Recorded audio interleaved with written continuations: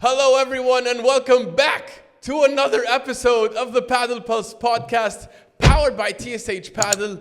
Ladies and gentlemen, we have a very special guest with us today. He's someone who all three of us have been learning from about Padel for the past 6 years.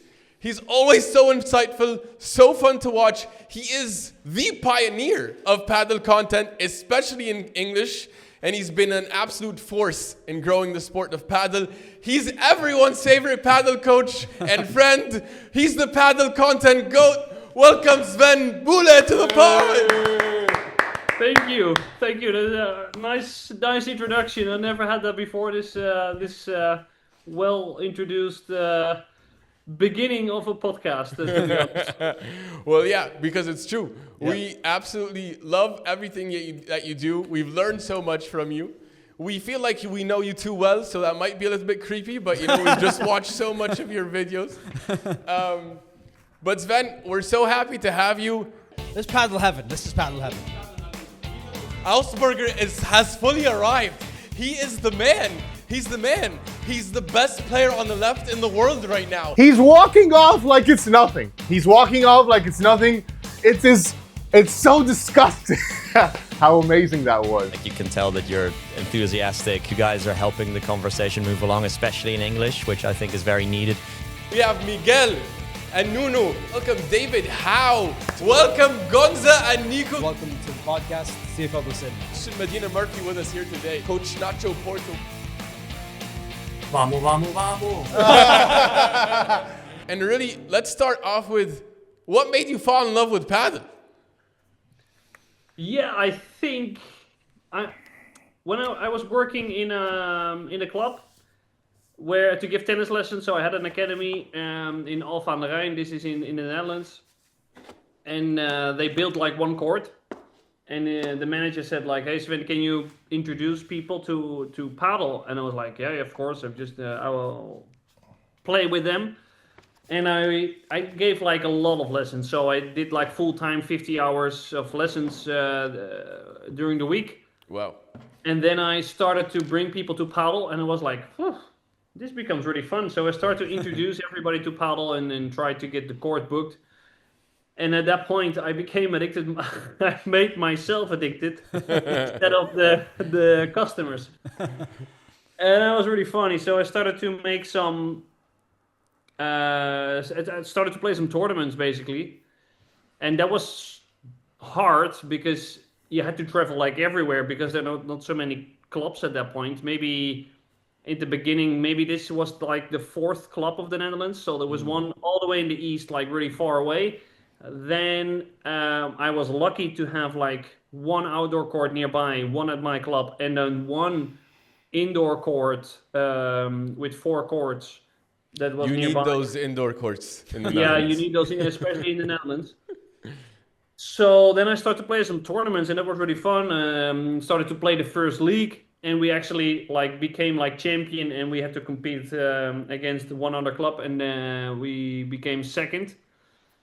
Started to play some tournaments, and then at some point I got invited to play for the World Cup in Paraguay. I got the phone call from the national coach, and he said, "Sven, can you play the World Cup in Paraguay in a few weeks?" I said, like, okay. I took all the lessons. And I just went, and then at that moment I was like at the bar. Paquito was there, next to me ordering a Coca-Cola and patatas. And it was so friendly. Like, this is like one of the top players in the world, and they're like so easy to talk to. And I went to so many tennis tournaments, and I was like, why is everybody so strict, or like why is everybody so intense? Not fun. It's just like, and now in Padel was like they were so relaxed, and I started to just hang around them. I was like sharing dressing room with Sanyo and with everybody. Wow. It was like so inspiring, and they were like so nice. Wow. I remember that we were playing at some court, and like next to the court there was like you could walk out of the court, but if you walk too far, you would like slide down a hill. And Juan Martin Diaz was doing his warm-up there. So we were doing the warm-up, and I smashed the ball out. And then Juan Martin came. He stopped his warm-up. He said, "Oh, yeah, the ball." Yeah. It happened 3 times that he was picking up the ball for us. And I was like, One of the goats of the sport. Like, you won't expect that. Yeah, this is like number 1 of the world. Collecting the balls that we out of the court. Wow. What the hell? And then I came back home and I was doing the tennis lessons, and I'm like, what am I doing? What is this sport? I cannot even use the glass. There is no paqueta, there is no... My tennis lessons felt like I cannot do anything. You can do like Chiquita, go to the net, play the point, lob, bajada. And so I'm so restricted in my tennis lesson. Then at that point I said to my girlfriend, okay, let's move to Spain. And she was like, Wow. okay. Wow. We moved to Spain, and then the addiction became even more. I don't know what's the more than addicted, but it became like a way of life. It's became so fun. Wow. That is an incredible path. Yeah. Or at least start of your amazing journey. Well then, Sven, then you end up going into this full-time, you start making content. How in the world did this start happening, that you start being everyone's coach, essentially? Yeah, I always look at things more as a coach perspective. I think I see myself more as a coach than a player, because I'm like a player that wants to like understand everything. And with some coaches in Spain, they said to me like, do this. And I was like, but why? Why should I do this? And they don't want to explain. They're like, yeah, just do it. And I'm like, no, I cannot do it. I want to know why. And then I can do it. Otherwise, I cannot do what you ask. I need to understand to the core why I need to be positioned behind the line and not in front of the line. Yeah. And then I came across German Shaver, and I went to him, and in 5 minutes I improved more than 1 year in the Netherlands. Wow. Because I just did what we thought would be nice. So we thought like, oh, this is a good idea. It's good to smash every ball. I started to play paddle with a head Delta Pro, the most top heavy racket on the market, because it's nice. This is exactly what we did not do well. Wow. And then I went to German, and in 5 minutes he said, okay, first of all, you're in the wrong position. Okay. And then second of all, you need to go to continental grip. And I said, like, why? I'm doing fine in this grip. And then he said, okay, Sven, return my serve. And then I'm like, okay. So I went to my backhand grip, tried to return the serve. No. One more. No. And then I said, okay, I understand now.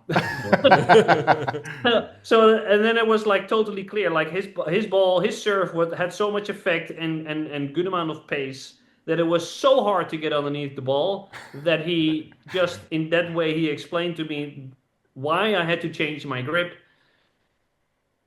And then the lockdown happened. I was on my balcony in Spain. I couldn't do anything. There were tanks on the street, police on the street. Wow. I was even scared to get my garbage out, because the police will arrest me by walking on the street. Oh my God. Wow. So I couldn't do anything, and people were complaining like I cannot do any sports. I cannot do anything, and I was like, yeah, come on, guys, you can work out at home. There's no way that you cannot. If you have 1 square meter, you can do push-ups. Come on. So I thought, let's do some fun exercises that my kids that I was coaching in the Netherlands would love to do, but also the people that I coach in Marbella, where I was living. So I decided to do it in English. A lot of Dutch people complained, like, why are you doing it in English? I didn't listen to them.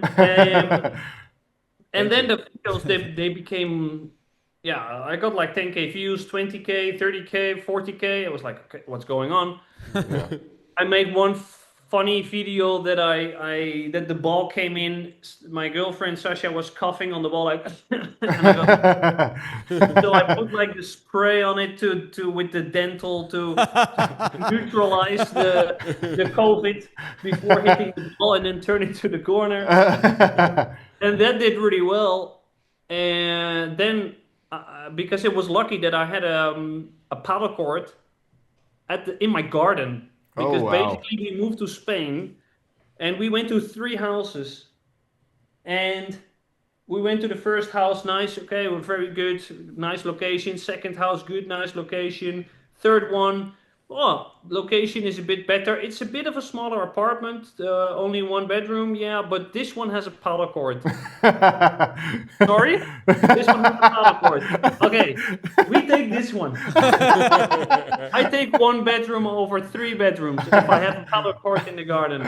But when the lockdown happened, German was living on the other side of the street, and he would sneak during the lockdown to play on the court and to make the videos. So then nobody could compete with us because we were making the content in the garden. Wow. And I know at some point there was a drone on our court. I was like,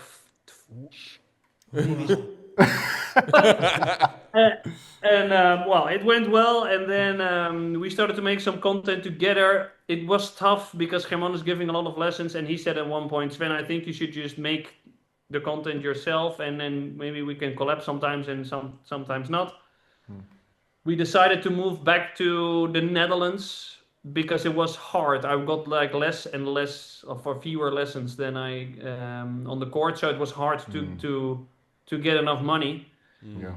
Because I couldn't work, and then at some point I decided to make a video at the club, and the guy that I wanted to make the video with did not show up, and I had to do something like on the spot. And I never told this to anybody before, but I used to make like montage videos of Call of Duty. Oh, wow.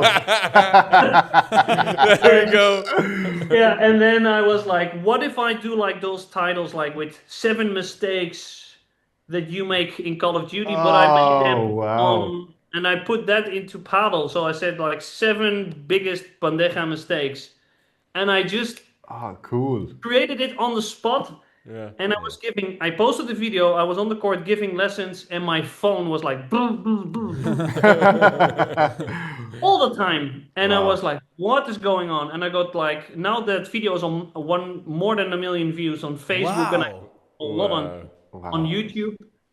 And then at that point I was like, I need to do this, only this. And then I came to do content, and people asked me to do clinics because they saw the videos. Yeah. And then I kind of stopped playing paddle a little bit, but the content became a little bit more fun because I got so much response, and everybody was like, Sven, you need to make more because there's no information, and that pushed me more to make all those videos. So that's how I ended up making the content. Awesome story.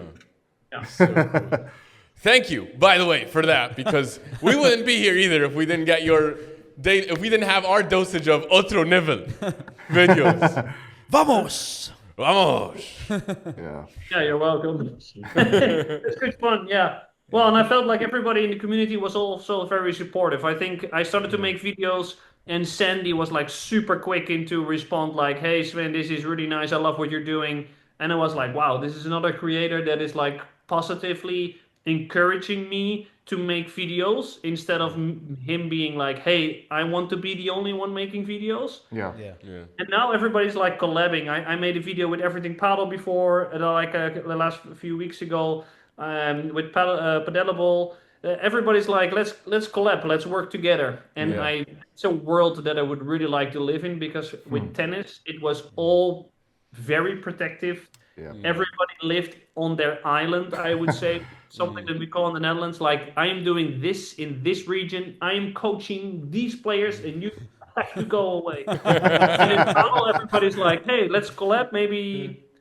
it's going to be beneficial if we work together instead of working against each other. And I feel like it's a good way to go. You make each other's content better. You collab. You exchange followers, and it's not like, hey, I watch Paddle School, so I don't watch Otro Nivel anymore. You can watch both, and you will, you will like somebody more or less. So if they watch Sandy, it's absolutely fine. If they watch me, nice. If they watch Padelable Everything Paddle, perfect. You need to level up your game, and this is why we're here. Yeah. Yeah, I think it's nice. It's so cool. It's so interesting you say that because, by the way, we also cover tennis and we have a tennis podcast. And I feel like the vibe in paddle is like we're all a community together trying to build this thing. You know, the culture is so much cooler. The culture is so different. Like everyone's welcoming and giving and let's talk, let's do things. And you feel like everyone is going towards the same direction. You know, everyone wants to build this sport. We just love it. So it's nice to see that you also see that the same way. Yeah. You feel it. If you are there at the paddle tournament, you feel it. It's we say normally in the Netherlands that it's like the snowboarders instead of the skiers. I don't know if this makes sense to you, but it seems to be a bit more relaxed, a little bit less like very driven in some areas, but not as like it's this way and this is the way, and if you don't think in this area, then you're absolutely stupid. No, but this you breaking down your entire journey until now, which sets up our next segment that we want to talk to. We want to pick your mind because you know so much about the game, and we want to learn, and we're sure so many paddle addicts like us out there would like to learn. So we'll shift. I want you to put on your coaching hat right now. We're gonna ask you about coaching stuff. I'll put it on. Yeah. Okay. So now we know you've coached for so many years now and played even more. If you could give us the 3 most important tips you'd want any paddle player to know, what would those be? Well, I think I have 3 most important things, and it starts off with the energy that you have on the court. If you play paddle, you need to have you need to be active, but also relaxed at the same time. If you are too tense, you would like always play everything before the glass. So in paddle, you need to be. That's why I think Spanish people are really good. They are a little bit more relaxed than us North Europeans, and it becomes natural to use the glass, and it becomes natural not to smash every ball. So you need to be ready, but also relaxed, because then you can make good decisions on the court. Then step number 2 is the positioning. You need to know exactly where you are on the court and where you need to go. If you're not in the right position, it doesn't matter how good your technique is, you're going to lose. Because if somebody is better than you and you're out of position, you're gone. You have no chance. Then it's the direction of the ball. You need to understand where you need to play the ball. If you know where to play the ball, you also know where you have to position yourself. Yes. Those are the 3 most important things. And then technique, other tactics is less relevant. You need to understand where you are on the court, what energy you need to have, and where you need to play the ball, and also where you need to position yourself after you played that ball. That's what I would say is the most, if you can break it down to 3 most important things. That's so clear. You laid it down so clearly. Then have those tips, Sven, changed over since the beginning of your coaching days to now? Or were those the 3 tips then and they are the 3 tips now? What I gave in the beginning of my coaching session, 3 tips. Yeah. No, these 3 tips that you're talking about the positioning and about the energy and the direction of the ball. Did that change over time? Like, in your earlier coaching days, were you also coaching that, or was it different focus? Well, I think that in the beginning it was like people need to start to use the wall. So I was like, okay, if the ball bounces behind the line, use the glass. If the ball is coming to you and you're walking back, play a bandeja instead of the smash, because those I felt like for me were the key points on why I should win or lose a match. What I think is still the best way to go is to bring people to Spain. And this is kind of my goal with the videos. I did not mention it, but I wanted to organize trips to Spain, because what I felt like, I bring like good tennis players to Spain. They come to me and I say, okay, you play on court number 4. And then there are 3 guys, 50 years old. They have a plastic bag, 1 racket, and a water bottle.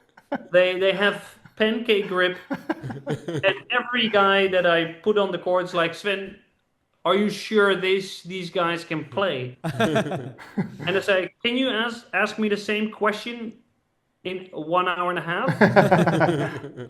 And they get killed. Because the guy with the pancake grip knows exactly what he cannot do. And he doesn't do it. Yeah.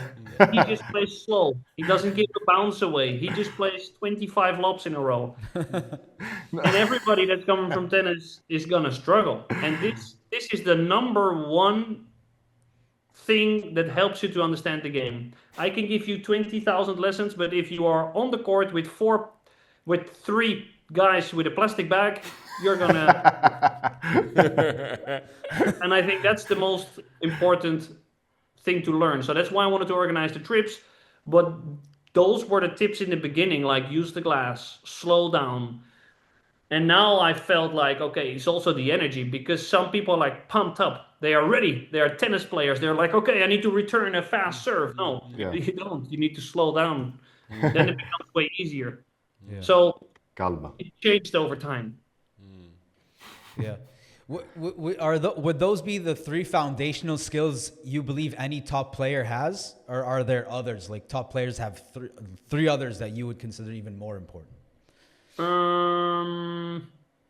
It's a great question, but I think the ability to stay calm under pressure is what good players now have. Is somebody feeds them a very quick vibra and they just do 1 step back and they defend the glass.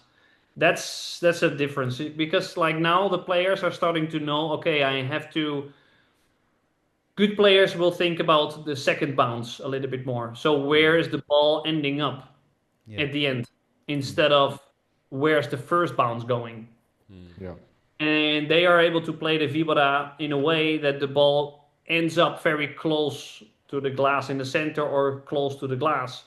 And then good players are now understanding, okay, this is a shot that I have to take before the glass. I have to volley this one. Or even though the vibra maybe is like a quicker one in the corner, I still need to move back and hit the ball. Now positioning becomes like 10 centimeters, 20 centimeters back, or 1 step forwards, 1 step backwards. And knowing that, it becomes so important at the moment. Great insighs. Then Sven, you've discussed this, and everyone that watches your channel knows you've had the chance to train with some of the best coaches in the world.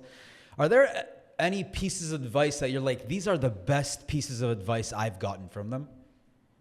Well, I think with German, what we spoke about with the positioning, to be 1 step away from the line, that was key. Because I was at the moment very close to the glass and I was not able to defend the wall because I had no time to use the glass because it was that close to the glass. Yeah.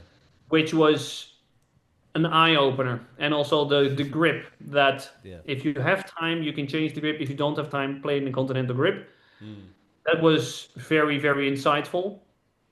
I had a lot of coaching sessions with Santiago Moreno from Prodigy Padel Academy, which were fantastic as well. And in a way that he put like the ball that I find most difficult, he put me in that direction every single time. So every time I had like a big issue with the turn, or he feed me like that ball that I hated in the beginning of the first ball. So everything that I was not good at, he put me in a spot that I could improve that. So that is like a good coach that can really help you to upgrade your weakness, or to find a way to position yourself. I had one conversation in the car and an interview with Manu Martin, which I consider also a very good coach from Mejora to Padel. Most of his content is in Spanish. Yeah. But he was explaining to me that you can disarm your opponent by changing your position. Because if you change your position, your opponent has to change their shot selection. So instead of, if somebody's fibra in the corner is amazing and you step over the line, it doesn't work anymore. They need to change to play to the middle. And you force them to play a shot that they may not like, which was one of the best advices that I got, because then you can check your opponents and you can check, okay, what are their best shots and what can I do with my position to counter their shots. This could be, I play that they have to play the rouleau, I go to the fence to counter their rouleau defense. But this could also be defending the fibra, or one player goes forwards, the other stays backwards. You can, it's an open thing that he said, but it's very interesting to think about what can I do with my position to counter the shots of my opponent. One of the other best advices, this was from Santiago Moreno, was he said, in the beginning when I came to him, he said, like, Sven, imagine you are a Formula 1 car driver. At this moment, you have 1,000 buttons. And every time you're getting a lob, you are deciding between those 1 to 1,000 buttons. You're thinking, okay, should I smash? Should I play my vibra? Should I play bandeja? Should I play gancho? Should I play rouleau on this ball? It's too confusing. And also for your partner, because if you do something different every single time, your partner doesn't know where they have to go, where they have to position themselves. So what we're going to do, we are going to remove all the buttons from your car. We're going to put 3 buttons in your car. It's going to be 3 decisions maximum that you allow yourself to make in a given situation. Whenever the ball is on your left shoulder, rouleau or gancho. That's it. Whenever your forehand volley is in the middle and you play on the left side, you play either to the back wall in the middle or the back wall side wall. And then I started to create like a game. When I got this advice, I started to play a lot more structured because my partner knew where they had to go. And every time I played with somebody from their academy, I already knew if I did not know this guy, but he was like, okay, you play with him today, you play with Juan, and Juan played the forehand volley. I knew, okay, I have to go more or less here in this position after Juan plays the forehand volley. And Padel became so clear at that point. Wow, That's so amazing. Like, can I ask a note? Harun, go ahead. Sorry. no, go ahead. If you want to go. A note about the, because you mentioned this point about the grip, Sven. So I'm intrigued. What were you playing with? If you weren't playing with Continental, were you talking about like a closed backhand type of grip, like a one-hander? I played like deep Eastern backhand grip. Yeah, I see. With the return. So because I played when I was coaching, I started to play when I was coaching in tennis, I started to play my backhand one-handed. Played with a very deep grip because I normally play on clay. Yeah. And I brought that deep backhand grip to Spain. Yeah. And it didn't work when I was playing against German. And German started to introduce me to like players that is like, can you play a match today at 1? And I said, yeah, this guy used to be number 4 of the Pro Padel. Oh, okay. And these guys were serving, and it was so hard to get the ball back. So that made me change my grip because I understood why I had to change the grip. Otherwise, I would still play with backhand grip. Oh my God, I hate that grip. I've been playing with that grip forever. It's only until recently I was like, maybe I should try something else, or I put a second hand on it. Grip has been pain. It's horrible. And it's the only thing I know because tennis, it feels so right, but then it doesn't work. It doesn't work at all on the paddle court. I agree. And it's hard to change that grip habit because the moment you change the grip, you automatically feel like, okay, what's going on? I don't like it. And that's like hard. A 2-year-old. Yeah, you feel like you have to start all over again. And I still change the grip because people in the Netherlands, they don't have an amazing serve, so I can still manage to play my my deep backhand grip. So I still use it sometimes, but it's not that deep anymore. It's crazy because that's like the one thing after you go through it, after you go through that grip transformation, you're like, okay, like now my life has changed, and you hate your life while you're trying to learn it. But every new player that comes after that you tell them to change the grip, they're like, this is the way. Like, this is the way. You just need to trust and believe, and hopefully you'll be fine. Well, all of those tips like that you mentioned were super impressive to me to hear like that. But what's one thing that impressed you the most when, like, your first time when you trained with these top tier professional coaches? What's that one thing? Well, I felt like how calm they were. Like, I played points against German, and then you see him defending, and I'm doing everything possible to win the point, and he just doesn't care. He doesn't care how fast I play, how much slice I play. He's never gonna make the mistake. And it took me, I think, 3 years to break his serve. Oh, wow. So I played like matches with him weekly, and it took 3 years to break his serve. Wow. So then he mentioned, this is the first time you lose the serve. Did you go for drinks after? Yeah.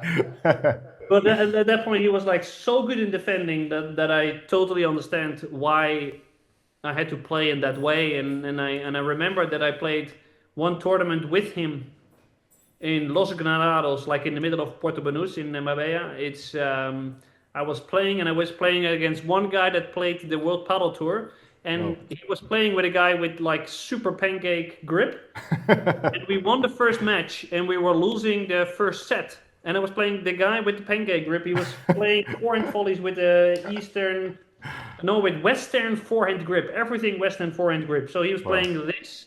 Wow. And he was playing his backhand the same in that way, no pressure. And I was so tense, and then I was on the court, I was on the bench sitting with Herman, and I said like, oh man, this match is going so fast. And he's saying, Sven, the match actually goes slower than the previous match. You're just more nervous. Yeah. And I was like, oh. And then we won 6-1, 6-0.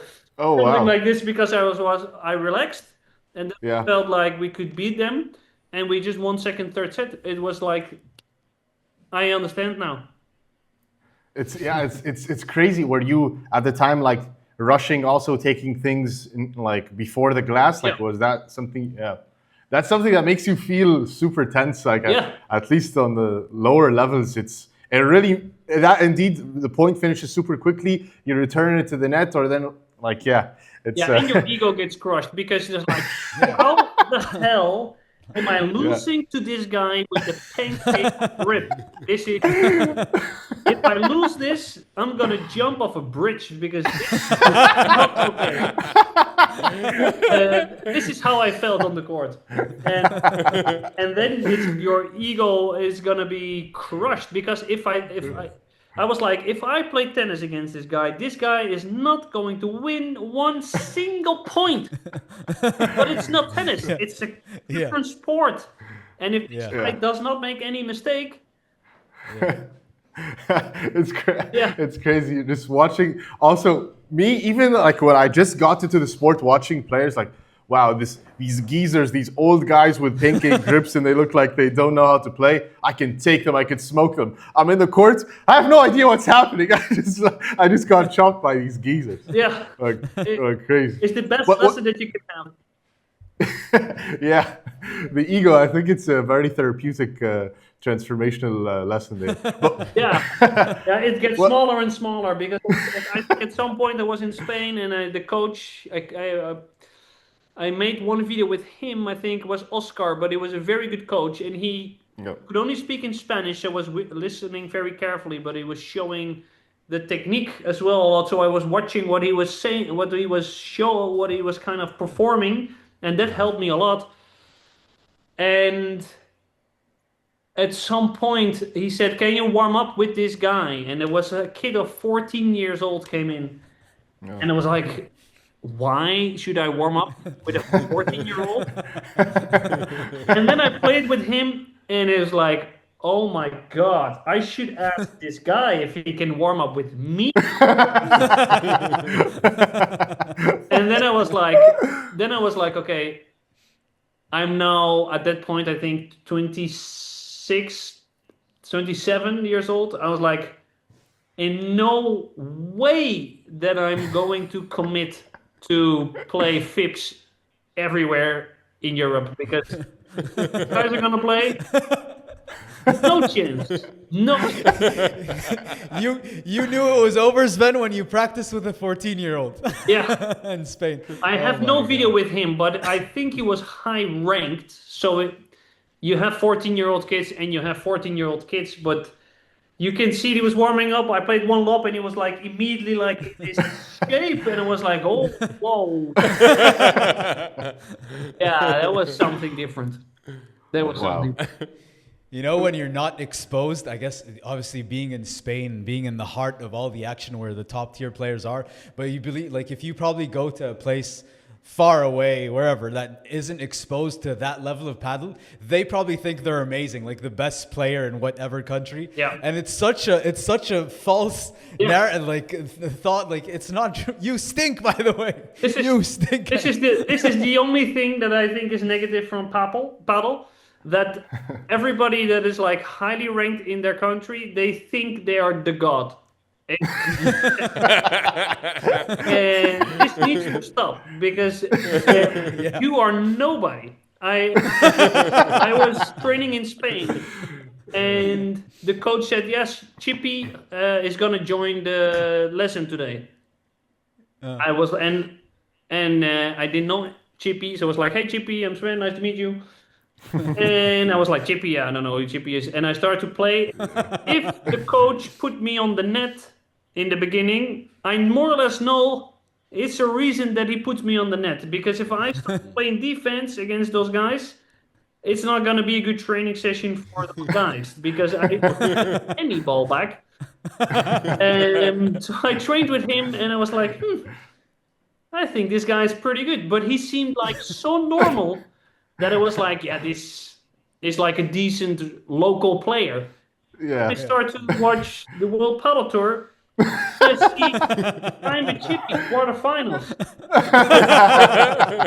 How can you be so normal, so like ego as small as this, and play World Padel Tour, train with us, and just play? Yeah. And then you go to countries that are not in Spain, and you're the number, maybe not even the number ones and number twos, but the number 20 or the number 30, and they think they're amazing. And it's not real, because I experienced that. At that point, I think I was top 20 in the Netherlands. I played in the national team at that point, but I got my ass kicked against the guy that's 14. So my ego was a balloon that got popped.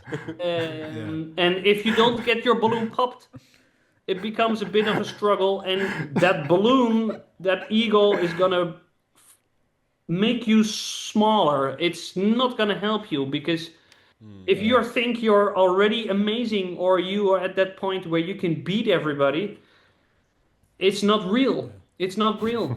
It's you need to stay open to learn new things. You cannot think that you are already there. You just started to play paddle. And in this guy that's 14 years old, what we don't consider is that this guy is playing paddle longer than me. Yeah. Even though he's 14 and I am 27. Yeah. So if you look at it in a different way, it makes more sense that I got my ass kicked. But yes, he's still 160 meters high. So, yeah, I would say that, be open, go to Spain, get your ego crushed, and then you can start to learn paddle. That's amazing advice. Yeah. Amazing advice, really.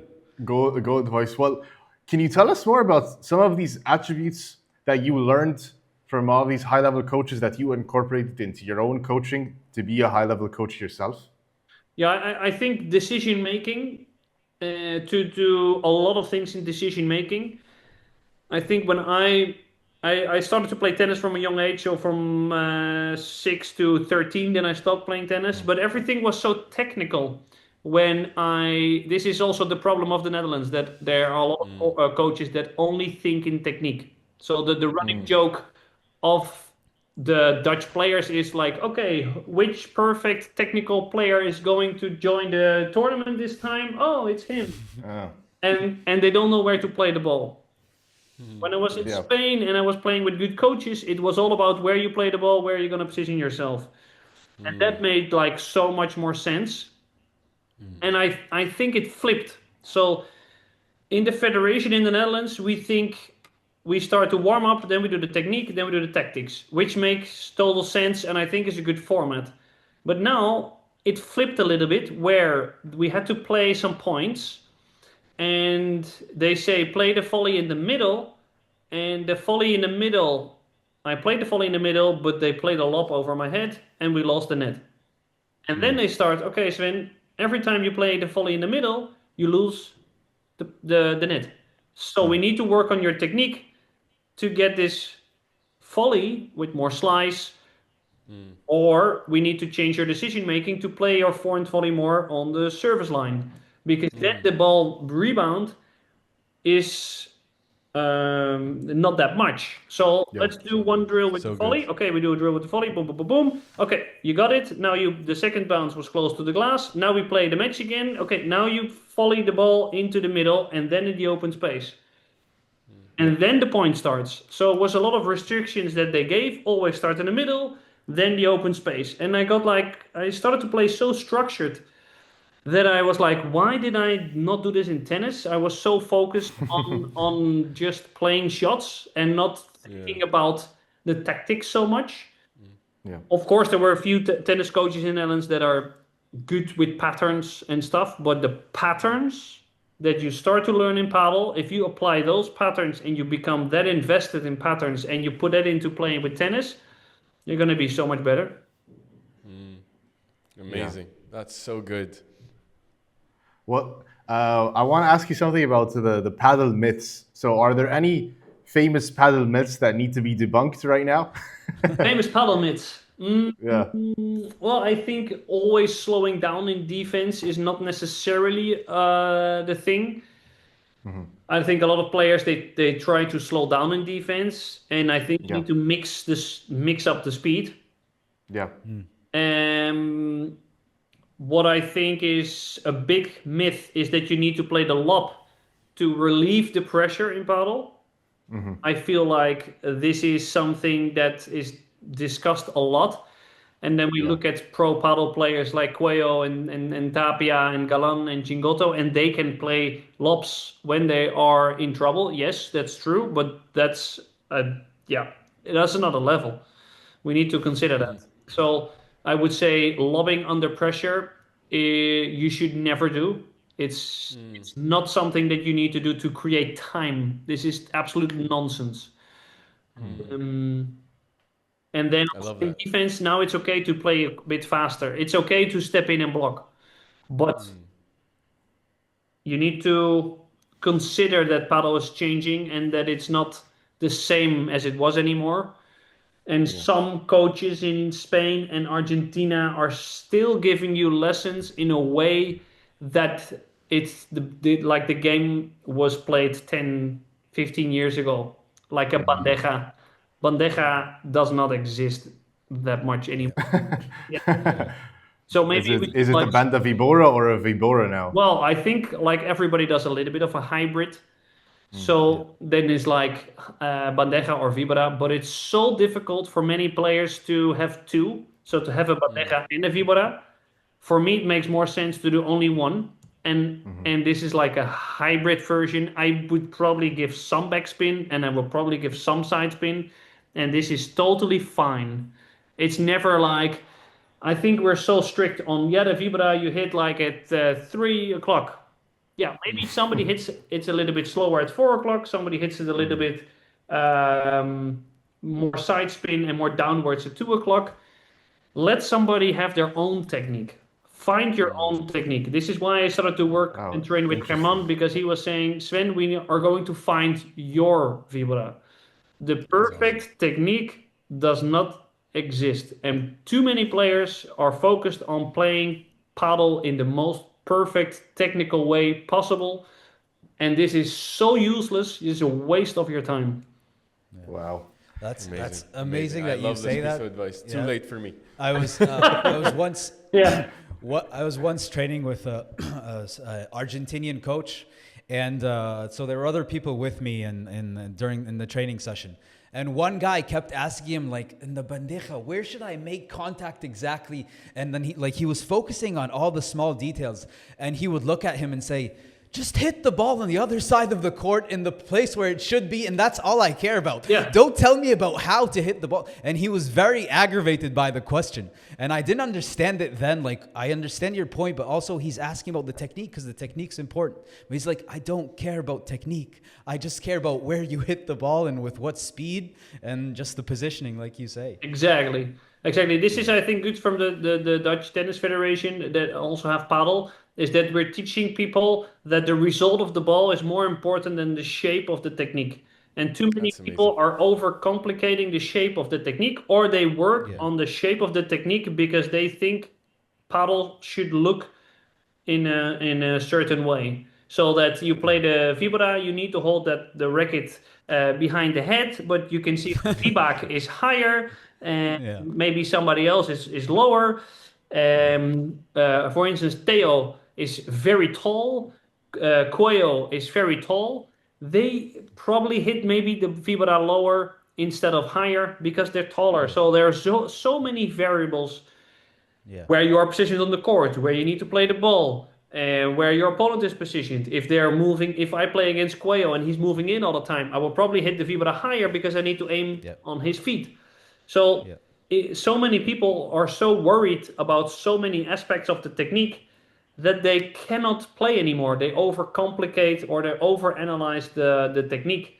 And paddle is such a tactical game that this is going to cost you a lot of points, and it's going to cost you your focus because you can only focus on one thing at a time. You can only focus on technique or you can focus on tactics. So if you're going to learn something new, you can focus on the technique, but you also need to focus on where the ball is ending up, because then you can actually get feedback from your technique.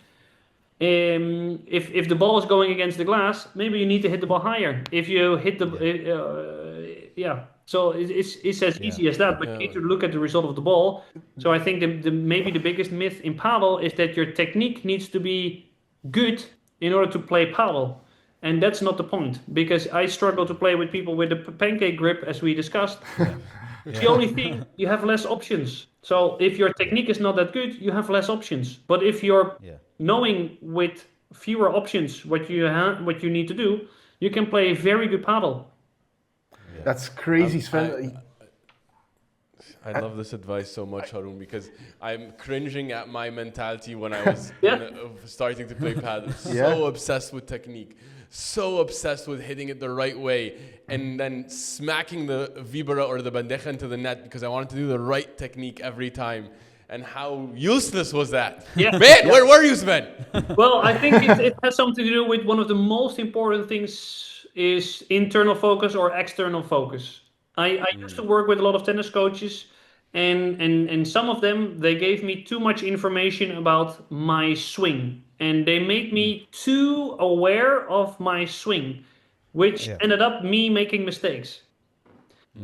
Was one coach where I worked with, and he was with NLP. I don't know if you know it, but he was very well educated in that part.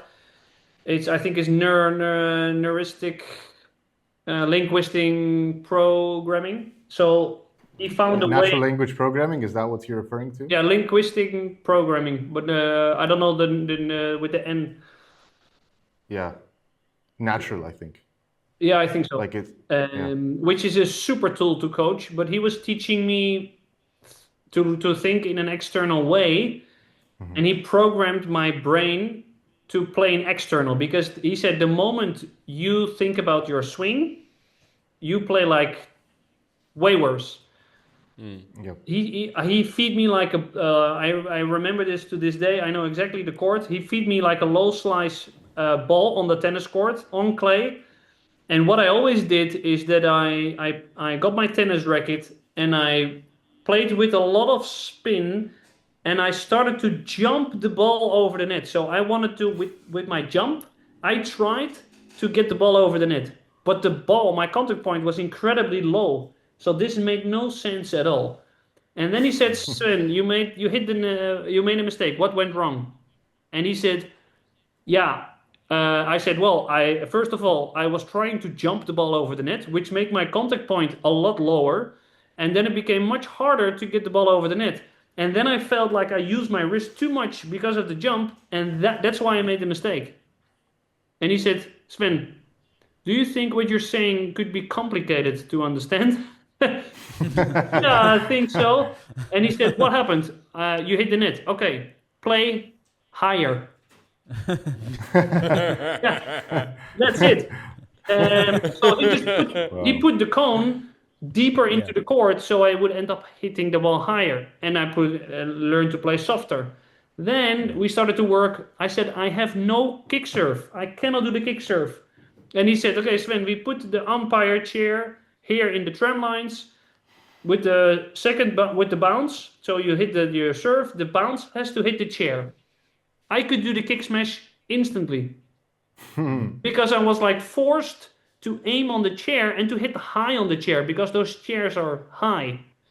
Yeah. So it forced me to get like I was thinking about, okay, how do I do this? Okay, let's play a little bit more higher so the ball bounces up more, or maybe more spin so the ball has more effect, so the ball goes to the chair. Yeah, hit perfect kick smashes, and it's as easy as that. He changed my technique without me thinking about my technique, which helped me to get like, if like 9 is the worst in tennis and level 1 is the best. I started again when I was 16, and I went from a 9 to, from a 7 to a 3, because I got like at this point where I was not improving anymore. And because I got from internal focus to external focus, I started to play so well. I started to play tennis in a much better way. It's more fun, probably, I assume. It was super fun because everybody wants to hit something. Yeah, everybody wants to hit the cone. Yeah. It's crazy, by the way, because you meant like all these things that you're mentioning. I always felt that I had to master my technique so I can be awarded to learn about tactics. It was so crazy. Like we're not allowed to play scrimmages, not allowed to play games, nothing. Just when you master technique and leave the training box, then maybe you could go do something. It's crazy. Well, then what's something that every paddle player, like you think like a crucial aspect that every paddle player like should obsess over? Like that's something they should focus on. Yeah, I think decision making and positioning they should obsess about. To learn to play in a way that your partner can help you to cover the court, and that your partner can set you up so you can build up for each other, that you play your volleys in the middle, then in the open space, to have a functional tactic that helps both of you, and to play matches where you force yourself not to smash, to try to find a way. If you can only win the points by using your vibra or your rulo or your gancho, so you force yourself to think about the game in a different way than only playing the way that you always play. Yeah. That's awesome. Dropping dimes here, Sven. Yeah. Well, I think it's good fun just to play a match. That's some idea that I have that I haven't done it. That I would say, okay, we play a match today, but we are not allowed to smash. Let's have a look on how we are going to win the points. Yeah. Because at some point, sorry to break it, but at some point, for instance, I was coaching a tournament in close to my home, and at the second set, like with some balls, I don't want to. I have a brand name in my head, but I don't mention it. They become very soft at some point. You need to change your game entirely. You cannot smash anymore, so you need to play games where you play with old balls, for instance. You need to force yourself into a situation like, how am I going to compete with balls that are soft? How am I going to compete with a court that is super fast? And this made it interesting. When I was in Spain, I entered like a pro group. So they said, okay, Sven, if you want to be in this group, you have to sign up for World Padel Tour. So I signed up for World Padel Tour in Madrid during COVID. And during COVID, there was not. So I was supposed to play with a guy that was top under 16.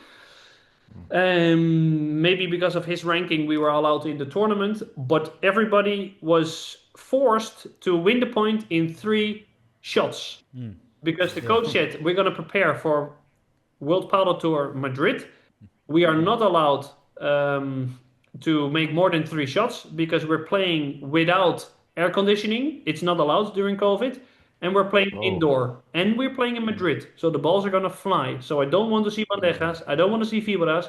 I want to see smashes. And I want you to block every single smash because you're never going to get it because it's in Madrid. It's 40 degrees. It's summer. It's 500 meters up.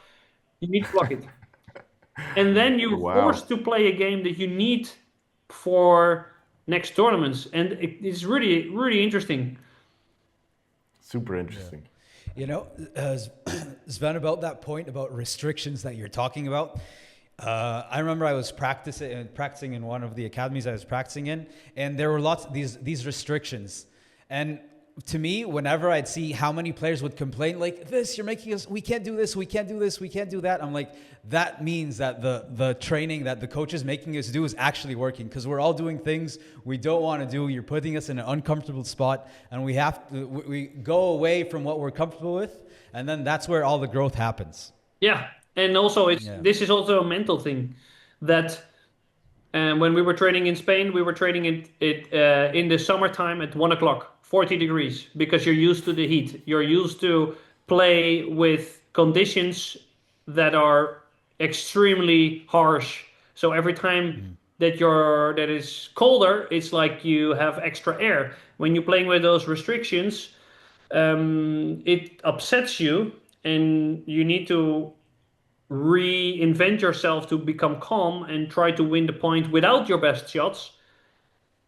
Is so crucial to play with restrictions because it will help you to think about the game, and it's mental component where you need to become calm, and where you feel that you're getting upset because you cannot use your smash. That is really good. It's really important to do these things. Yeah, they are. That's so interesting what you're saying. What about something that Padel players should spend less time focusing on? Something that's overrated, Sven. Well, maybe the smash.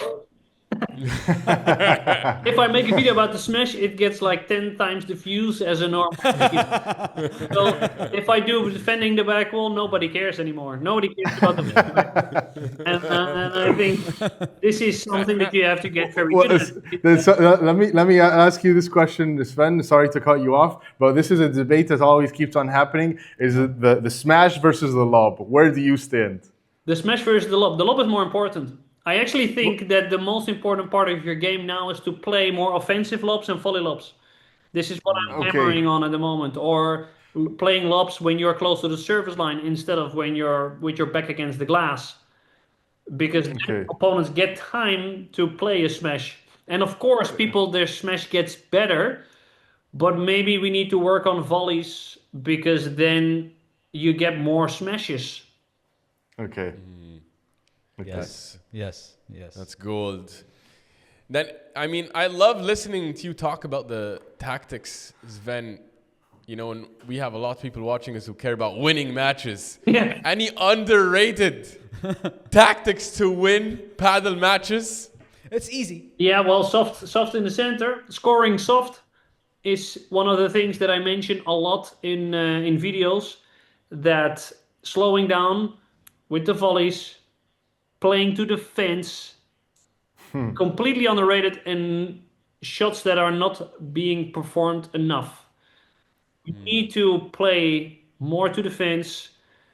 We need to slow down because then we're able to volley more precise. We're playing a game now where we try to hit hard to win the point, but it actually becomes easier to defend because defending a flatter shot is much easier than defending a slicey shot, especially before the wall and after the glass. So I would say adding more effect is something that you have to train and try, if possible, that you can add effect into the ball with the same racket speed. So you don't have to change the speed of your volley, of the swing of your volley. It's like the tennis first and second serve. I saw statistics that the racket speed of the first and the second serve in tennis is the same. The only difference is that you're hitting the ball with more effect. And this is what we need to learn in paddle, that we still need to move our racket in a quick way. If I was standing next to you, that I don't hear the ball. I don't hear the racket because you're playing with more effect. Wow.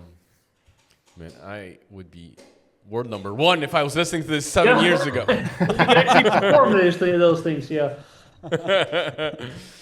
Then, how can someone accelerate their improvement as a paddle player? Sven, you're mentioning so many interesting tips and insights, but how do you accelerate this rate of improvement? I think to play a lot of one against one. I think it's underrated to play one against one. This is how I learned the game of paddle. I was playing one against one all the time. Me at the back, one friend at the net. He's playing volleys in my corner. I'm defending the glass. 85% of your game should still be based on your at least 80% on your defense, because people get better volleys. You need to work on shots before the service line, on shots that you use the glass.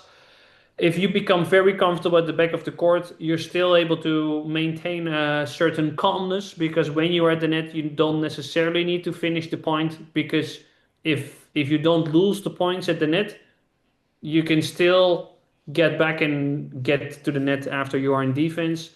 If you play a lot against one against one soft one lob, so I play one volley, I play one vibra, I need to get into transition. It helps you a lot to play a lot of shots. If you do drills all the time, you're leveling up in a way that is not realistic. It's not real. If you're only doing basket drills, you probably are performing well in the training session, but you're not performing on the court with matches that are tense and where people play different kinds of shots. So I would say one against one a lot in defense, in attack, and in transition area.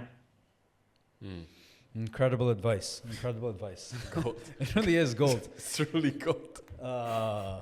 Then Sven, let's break down paddle. Paddle is broken down, let's say, into 4 aspects. So we have the mental, we have the physical, we have the technical, and we have the tactical. If I gave you 100% that you have to divide among them, how would you divide it? It's going to be a bit of a weird answer, but it's 100% mental. Then can you elaborate, please? Yeah, I can elaborate, because everything starts with the choice, and you need to be aware of the choices that you are making. So if you want to work on your physique, it's also mental, because you need to make a choice. You need to be able to divide those things into what am I going to learn. So you need to be aware of why you are doing that. So if that makes sense. And otherwise, if you want to do it in a different way, so if you don't like the answer of 100% mental, I would say that tactical would be the biggest part, with mental part, and that physical and technique would be not as important. I think with a less physical condition, you're not gonna perform that much better. The only thing is the footwork. So I would say being strong or being quick or being a bit fat or being too skinny is not necessarily a big problem in paddle. But I would say that making smaller steps and moving small, making yourself small, making yourself stable is the most important part of the physical aspect. However, I think it starts with, of course, mental, because you need to make a decision what you need to train. So I would say that at least 40% is mental, and then 40% would be tactical, and then the rest, I would even say that maybe there now are 80%, that it's 15% physique, and then 5% is technique. Oh, Fascinating. It's not a lot of technique. Yeah. But I think it will happen along the way. If you hit shots, and I don't, if you have a coaching session with me, I don't necessarily need to give you tips about the technique. I can just put cones in the court where the ball needs to go. And if you are aware, if I would make a tactic, so you would play, I will coach you to play a match, and I will say, okay, what we should do in this match is that we should start by playing a lot of volleys in the center of the court. These guys that you're going to play against are extremely good tennis players. So they are very close to the glass. You need to play the volleys in the center, and then you can play in the open space, which could be the fence or the corner. If this is the tactic and you're thinking about, okay, let's play to the middle, I think it's going to happen that you're playing to the middle. I don't even need to think about how you need to, the shape of your technique, if you hit the ball early or late, it's going to happen. And as well, if you make decisions on the court, you're improving your technique. If you don't make decisions on the court, you're not improving your technique. Great. Then that's how Sven, the professional coach and player, would break it down. Yeah. But the players that you coach, how do you think they would break down these four aspects? Well, I don't know. I think if I speak for Alice and Bojana that I coached a lot, they're playing FIPS now. They want to become top 150 in FIP ranking. Amazing. And we started from the ground up. So we coached a lot about some technical things, yes. But also on the tactics first. So we wanted to make a plan where we understand the game and then we work on technique. I don't give that many mental tips, but what I think about the mentality is that I brought them from being somebody that wants to hit every ball and being super active and wants to play everything before the glass, to make them calmer. I think it started with that calmness on the court, because then you're able to play paddle. If you're not calm, I'm not going to give you any tip about the preparation of your swing, because if you're not calm, your preparation will still be quick. Your technical preparation will be quick, because you're not calm. You feel that you are in a hurry. So I think what they will say is that, first of all, I made them play more calm on the court. They started to make better decisions. And they started to know more of a structure of pattern. So if I have a forehand volley and I'm Bojana and I'm playing on the forehand side, I'm playing the balls to the corner, and then I know more or less what I need to do. Alice said to me, okay, Sven, every time I get a lob, I don't know what I have to do. Okay, play vibra to the corner. That's it. Okay. And she did not make a single mistake anymore. It could be as easy as that.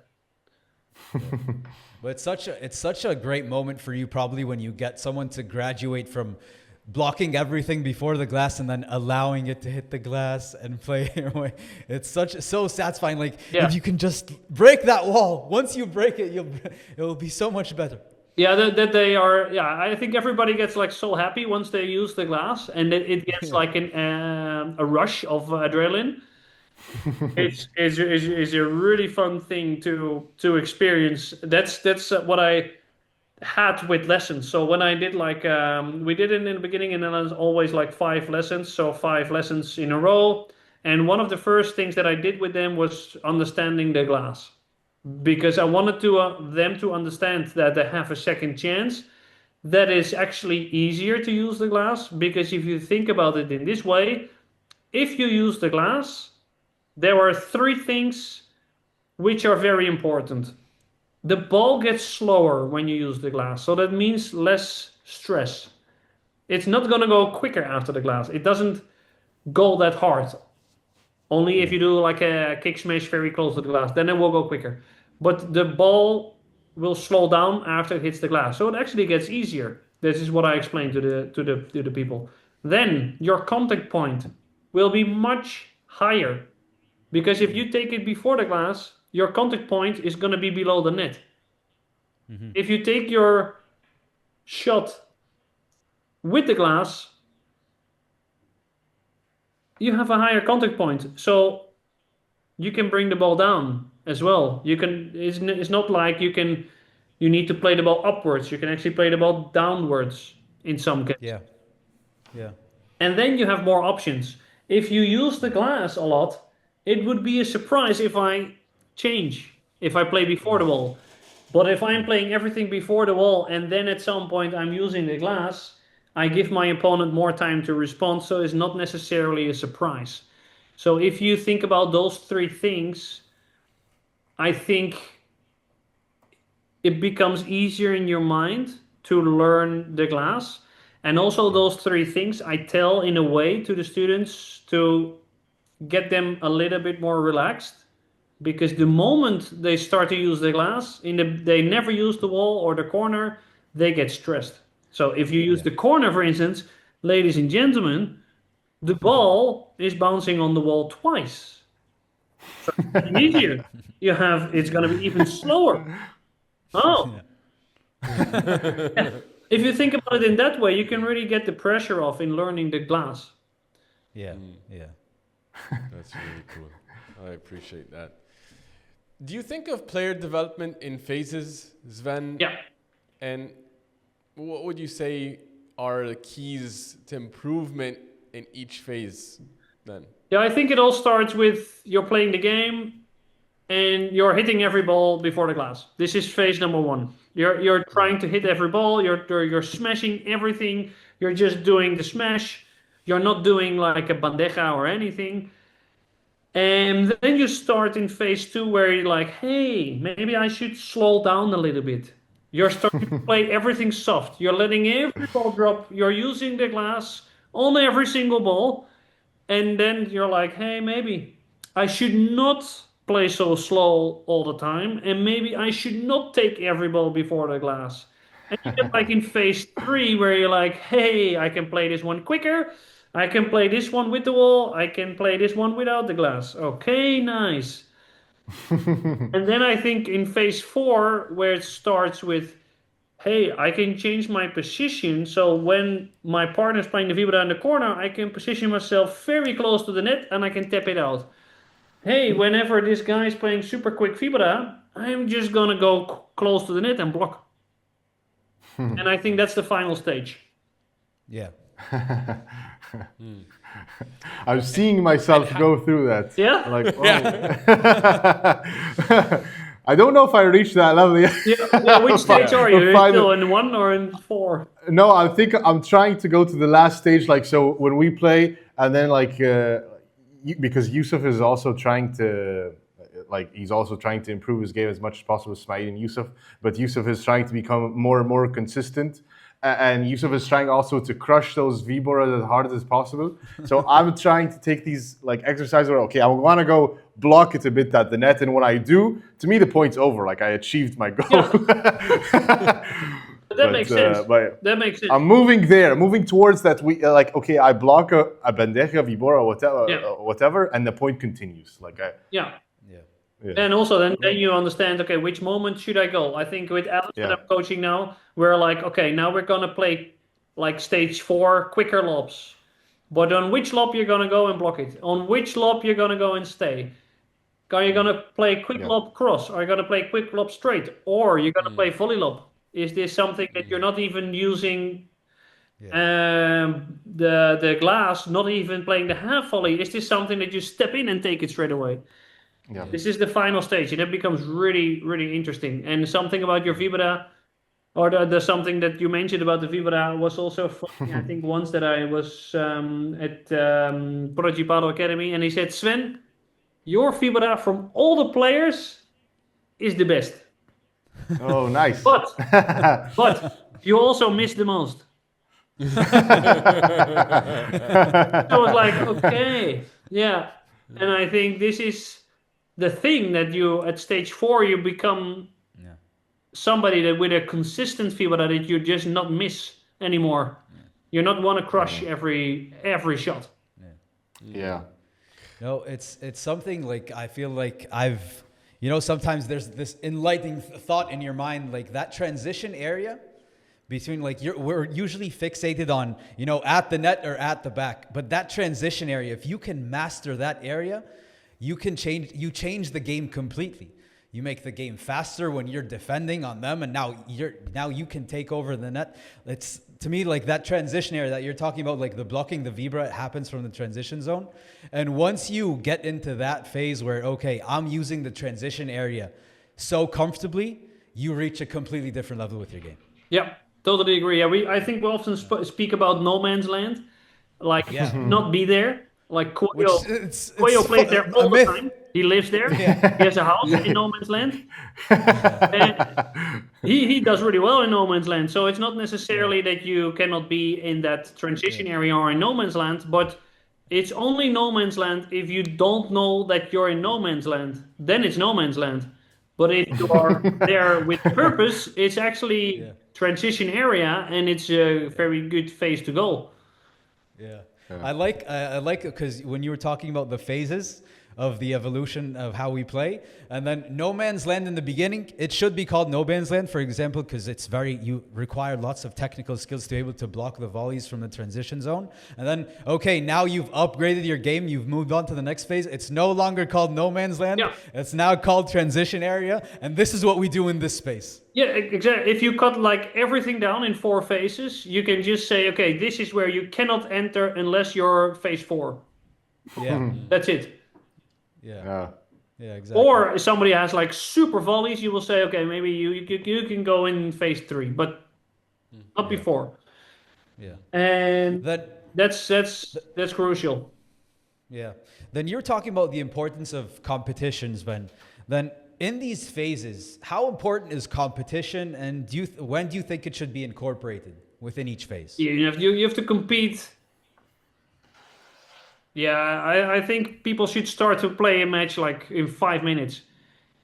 Yeah, because you understand the game. If I would say like if I do like nobody had play paddle before that I have in the group, so I do like maybe 30 minutes of the glass, the volleys, play some rallies, and then we play because they need to understand the game and they need to start to play games.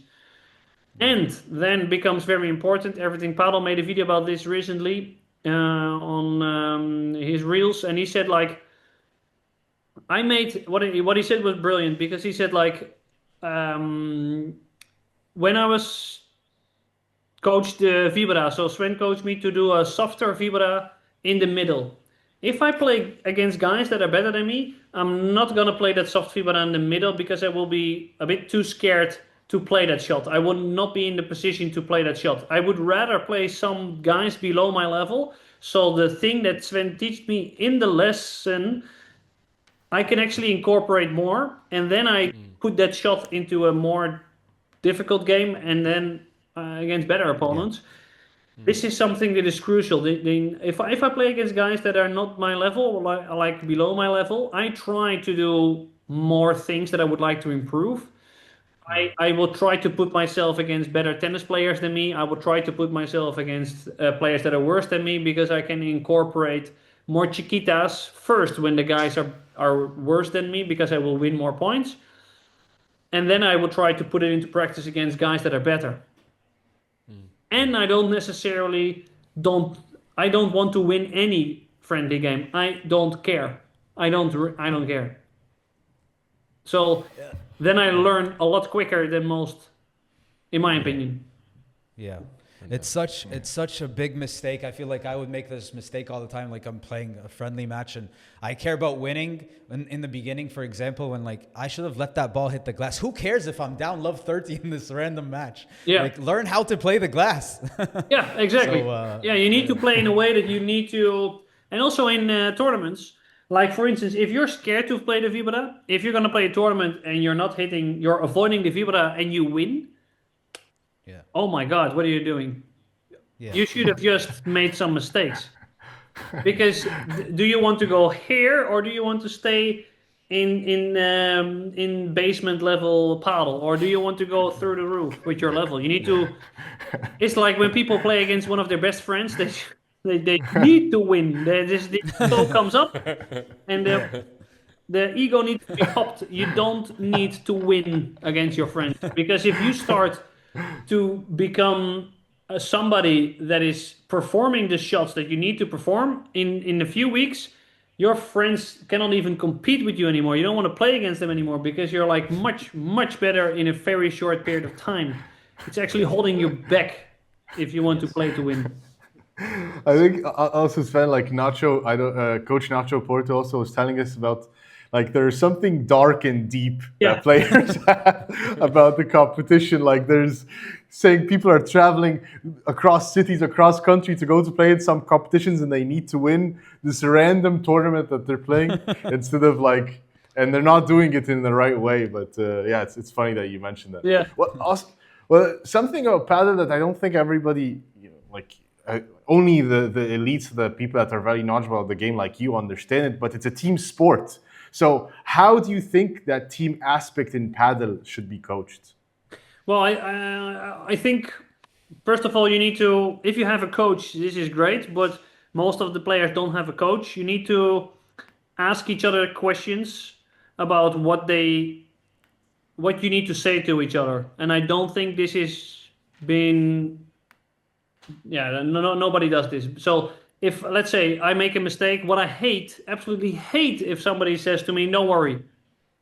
So I played one match, no, I don't want to go into detail, but I played one match where I played against a good player in the Netherlands, and I played my vibra, and I won the point, and this guy that I played against is much better than me. I played a soft vibra with a lot of effect into the corner, I won the point. Perfect. Then, next point.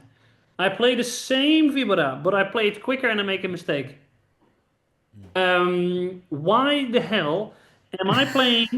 If the soft one works, why am I going to play this one harder? And then my partner says, "No worries, Sven." I'm like, I should worry. Yeah. I want you to say, "Sven, this is absolutely stupid what you're doing. But you did the soft one, it worked. Keep doing the soft one. What the hell are you doing?" I like it. I played one match sometimes. I played one FIP match. I lost the match. I was so upset. I was so angry. And people said, "Sven, don't worry. You play well. You did your best." And then one of my best friends came and he said, "Oh, I see that you lost again." Oh, you're so stupid. And then I saw the match. It was terrible, Sven. You were shit. And then I got like happy. I said, "Yes, thank you. This is what happened in the match. Be honest with me." And you need to tell your partner, "Listen, if I play a shot and it's terrible, don't tell me no worry, but just maybe tell me, okay, let's focus more on that guy, or play softer, or let's try to go more to defense because they're really good with the glass. This is how I want you to talk to me. How should I talk to you? Because maybe you don't like it if I say, what the hell are you doing?" He was like, oh, you cannot play anymore. So you need to ask your partner, how do you want to be coached in good times and in bad times? It's so crucial. That's genius. I don't think anyone does that ever. I think you just dropped a revelation for all of mankind. Yeah, well, it's so important. Also, if I coach players, I will say, "What do you want me to say if you play terrible? Yeah. What do you want me to say?" Or nobody's asking their partner, "How do you see the match?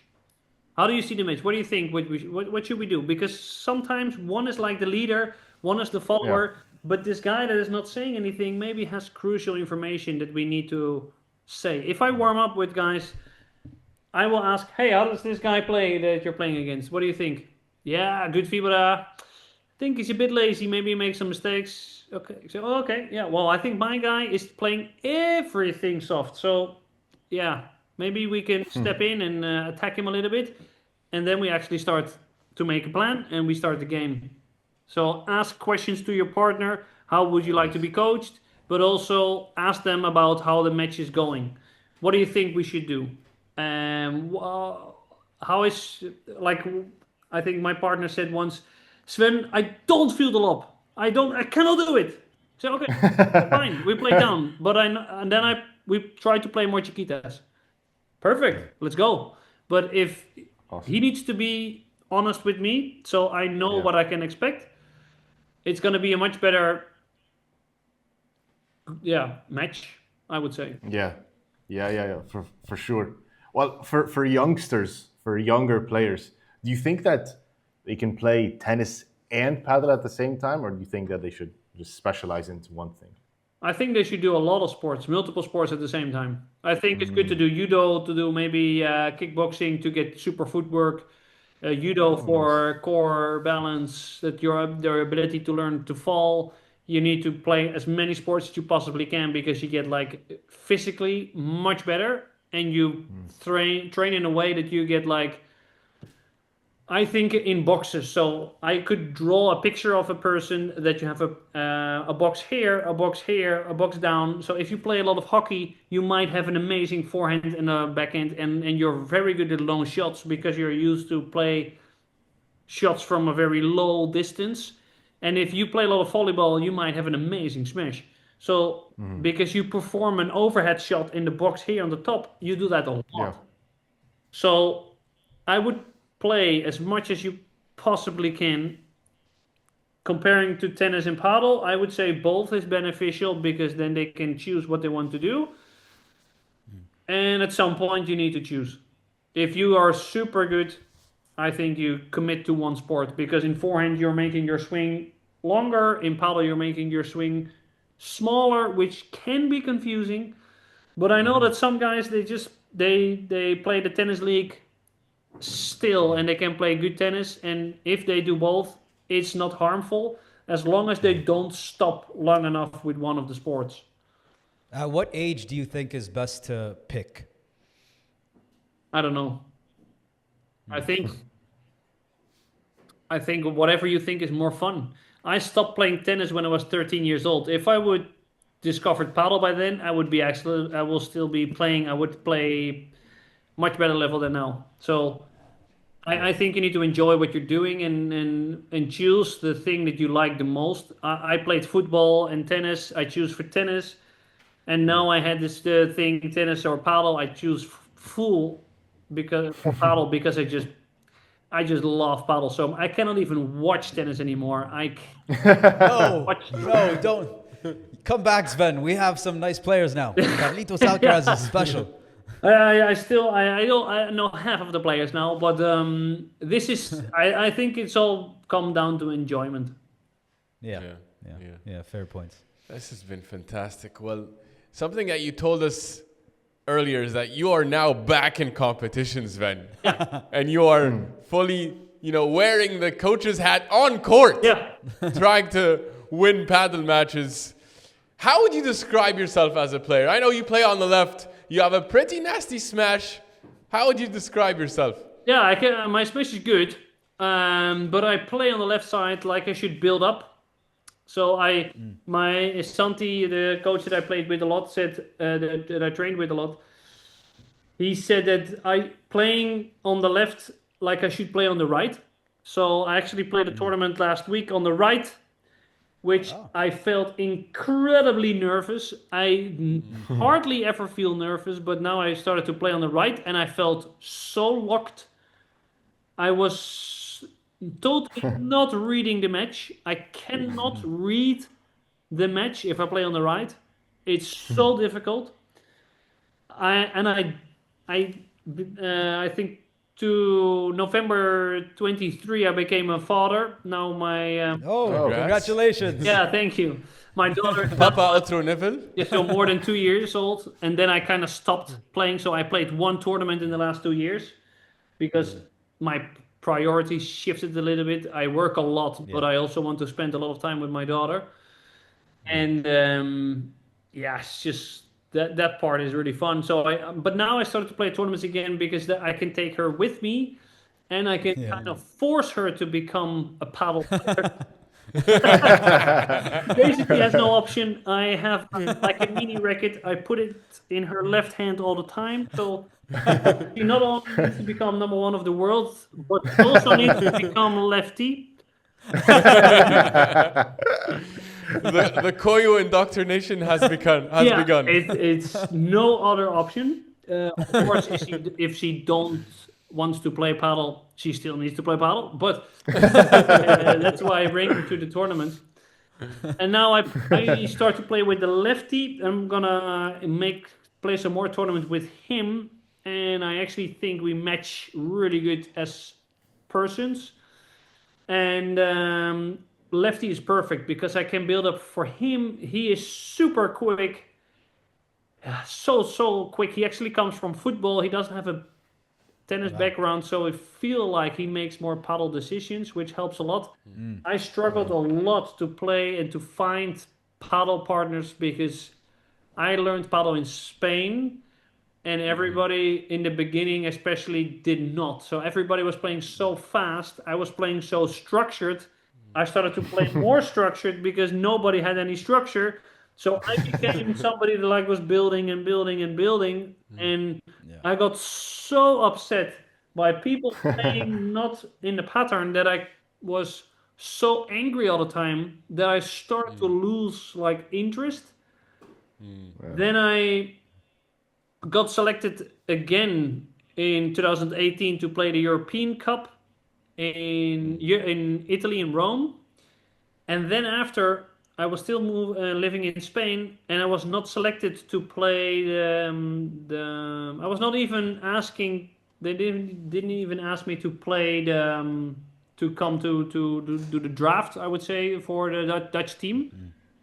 So that was a bit of a downer, I would say, that you play for the Dutch team for 2 years, and then at some point you don't get drafted again. And the thing was that I did not make a couple with somebody, so I was not playing with another Dutch couple, with another Dutch player. So I was not a couple anymore, and it does make sense because the level goes up, and if you don't have a regular partner, it's going to be hard. So then a Dutch player would probably be better off playing with another Dutch player that he plays every weekend, like a tournament with. And then it doesn't then make sense that I come in, everybody has paired up, and then I come in as a lonely paddle player with an okay level, but I don't play with these guys. They don't know how I play. I play a completely different game. It's really, really difficult. It got me to a point where I got demotivated, and then I found which he spent a lot of time in the same academy in the Netherlands and in Spain, in Prodigy Padel Academy, and then we clicked in a way, but wanted to play more FIPS, and I kind of got that out of my head.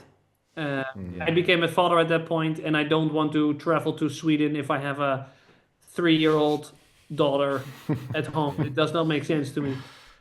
And I don't find it that important. I still play for fun. I still don't play to win necessarily. And I think then it's better that he goes and does his thing.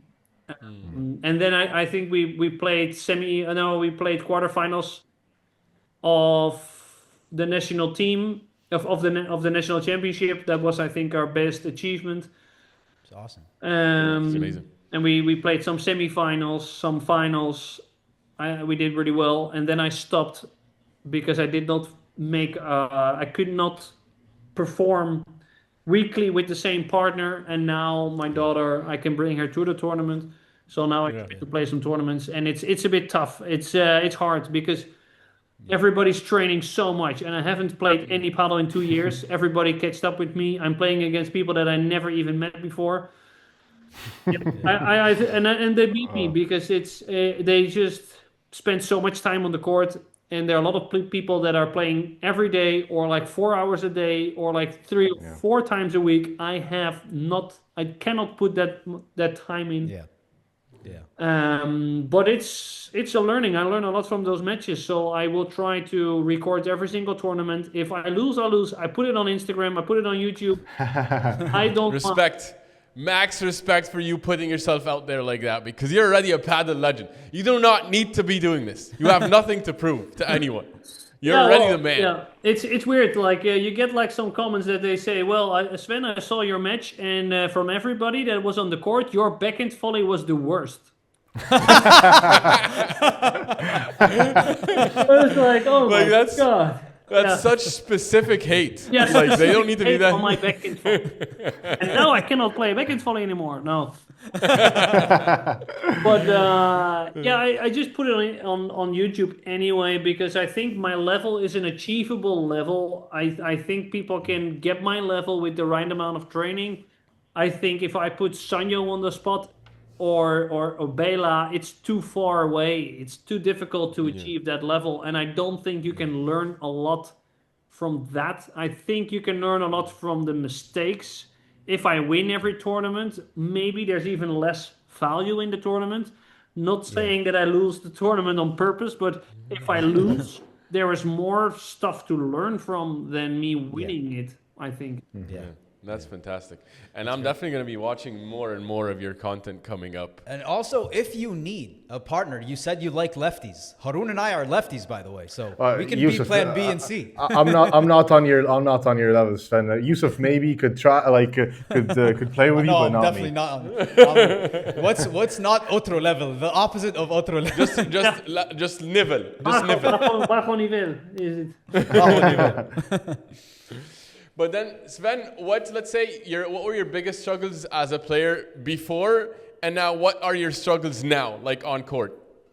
Yeah, before I wanted to win a lot more, so I think I got a bit of an ego that I was thinking about, like, I play the proper paddle game, and you all guys, you don't. You're playing way too fast, you're playing unorganized, and I was standing in the wrong place, in the wrong time, every single time, because I could not understand the shots that they played. And if I played with German or I played with somebody from the academy that I trained, I was already there. I was like one step ahead instead of one step backwards. And I should have dropped the ego earlier on, but I found it like so difficult. Now everybody got more knowledge. Everybody starts to play paddle in a way more interesting way and a more structured game. And of course, there's still people that are playing unorganized, but I need to accept this unorganized game. But I need to know a little bit more, like, which shots do you like to play, so I kind of know where I need to go. And I think I'm at this point where I went to a stage where I did not care about my partner at all, so I just left it. So I was like only focusing on myself, and I lost like a match. I recorded the match, I was watching it back, and I was saying to my partner, "Sorry man, I messed this up completely. I was so bad." I watched the game back and I was like, no, it's actually my partner. Maybe this is happening a lot, but I could see the shots that my partner was playing did not make any sense. And then I got like, every time I got the most difficult ball. So then I felt like I played really bad. But I got like the most challenging ball always went to me. Because there were balls before that were like high or easy on the backhand or easy lobs that they played quick fibras to me. And I could actually say that it was the shots, but I could not read it because I was like, okay, I'm getting upset by my partner, so I just don't care about my partner anymore. He can play whatever he wants to do, and we play. And now I talk a little bit more with my partner, not too much, because before I struggled to talk too much to my partner. Like, okay, we have to do this, we have to do this. And now I'm letting it go a little bit, but I would say, well, I think these guys like to play quick. Maybe we should slow down and play away from them. That's it. And then I'm more or less, they agree. And however, which ball you want to play. But I think we should slow down. What do you think? Oh, I agree. Okay, let's play the slow game. And then it makes more sense. So I think I became better in communication and better in making the game plan, not that I am the coach, and maybe because I make the videos that the people that I play with put me too much on, like, yeah, you know how, so talk to me. Yeah. And then I keep talking to them, and I'm like coaching them, and I'm like, no, I'm not playing anymore. I'm only talking to you now. I want to play. And so that's difficult. And now I'm at that point that I have no ego anymore. I don't care if I lose or win, but what I do care is that we make a good plan that my partner feels comfortable with, that I feel comfortable with, and that we don't go too deep into the tactic, but more or less of a tactic where let's play away from them, or let's try to block their overheads because they're killing us, and to keep it a bit open. Zen, you've become the Zen Sven. Yeah. There we go. Yeah, I think there I we go. became calmer. That's something that is definitely... Isn't that the goal for all of us on the paddle court? I mean, I'm learning a lot here. Yeah, and for life. Yes, thank you, Harun. What would you say are, when you started playing with these professionals in Spain, Sven, what was your biggest takeaway after being on the court with them, which is obviously different than watching? When I was playing against them, or when I was having a competition? Yeah. When you're playing against them, or when you're practicing with them, like what's the difference? What did you notice that's surprising for you? Yeah, I played like some FIPs. I think at some point I actually were top 500 FIP, something like this, because I got some points. And Beast. Those players that are, I think the biggest takeaway that I played against two guys from Mexico. So I think at that point I was FIP 500, and I played against guys that were top 150. Yeah. They were playing in the Mexican team, they could play. And the entire match, they did not do more than this acceleration. So the hand did not went faster than giving a handshake to somebody. I lost 6-0, 6-1 in that match. So surprising. They did not do anything at all. And I went everywhere. They just played the ball. The only thing they did is playing away from me. And when they played the smash, it didn't even feel that the ball was going out with the smash, because they played like soft. They played like soft. But it went like so close to the glass with a lot of effect, boom, out of the court. Every single time. So annoying. It's so annoying, but every time you play against those guys, you know that, okay, slow down. And then I started to do that when I was still playing a lot. I started to play with my opponents instead of against. I think this is something that you need to try on the court. May sound a bit weird, but if you play against your opponents, you're struggling against them. What you need to do is to play with them. Soft on the feet, high, soft on the feet, high, to the fence, to the middle, and they're like running everywhere because you're playing with them. You're not giving them the opportunity to hit a hard ball, because every time they need to hit the ball, they need to walk away. And if you can perform this, you're going to win so many matches, but it's so hard if they play quick that you can become this Zen player on the court. It felt like a dance, like what you were talking about. It felt like a dance, yeah. You know, like exactly, yeah. Yeah. So this is interesting, playing with your opponent instead of against. Yeah, that's something very interesting. I never thought of that, but that is how it should be. That is how it should be. Yeah, never giving them the opportunity to hurt you. So every shot that they have to make, they're uncomfortable. Every shot. Amazing. So this could either be quick to the body, soft. Quick to the body, lob. Volley lob. Yeah. Like every time you play the volley lob, they have to, I cannot play the smash again. Again, okay, start again. And they're going to get upset. Break a racket or something. Exactly. Yeah. Well, I think I played once against like top 10 Dutch tennis players. The only thing I did is we lost the first set. I remember I played with Sten, which is one of the top players in the Netherlands now. And he said, "Yeah, Sven, they're killing us with the volleys." And I said, "Well, let's not give them any volleys anymore." Yeah. And they got they really got so slow that they got like really upset. And this is how you can beat them. You put all the pace out of the ball. Wow. Yeah, so then you're playing with your opponents, and they are actually started to play against themselves. Because they think, okay, now I'm gonna smash this one, we ran to the net, boom, tap it out. Okay. They don't know what to do anymore. Yeah. Amazing. Well, Sven, you were one of the few people, I think, maybe now a lot more, but one of the few people in the beginning who decided to go to Spain to get the knowledge from the source and to learn the game from them.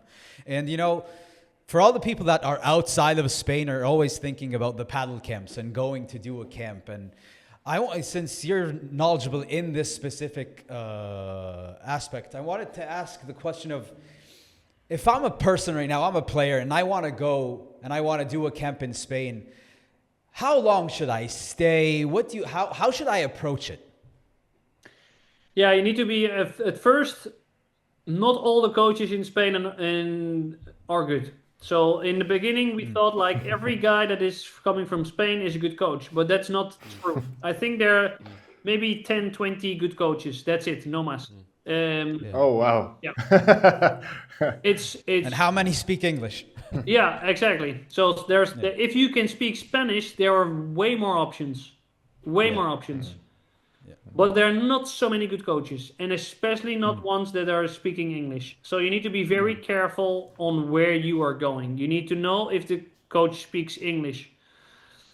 That's what I would say is very important. So don't go blindly to a coach, because I know that a lot of people got upset that they have been doing basket drills all week, and the only thing they hear is ba and prepare early, and that's it. And vamos and vale, and that's it.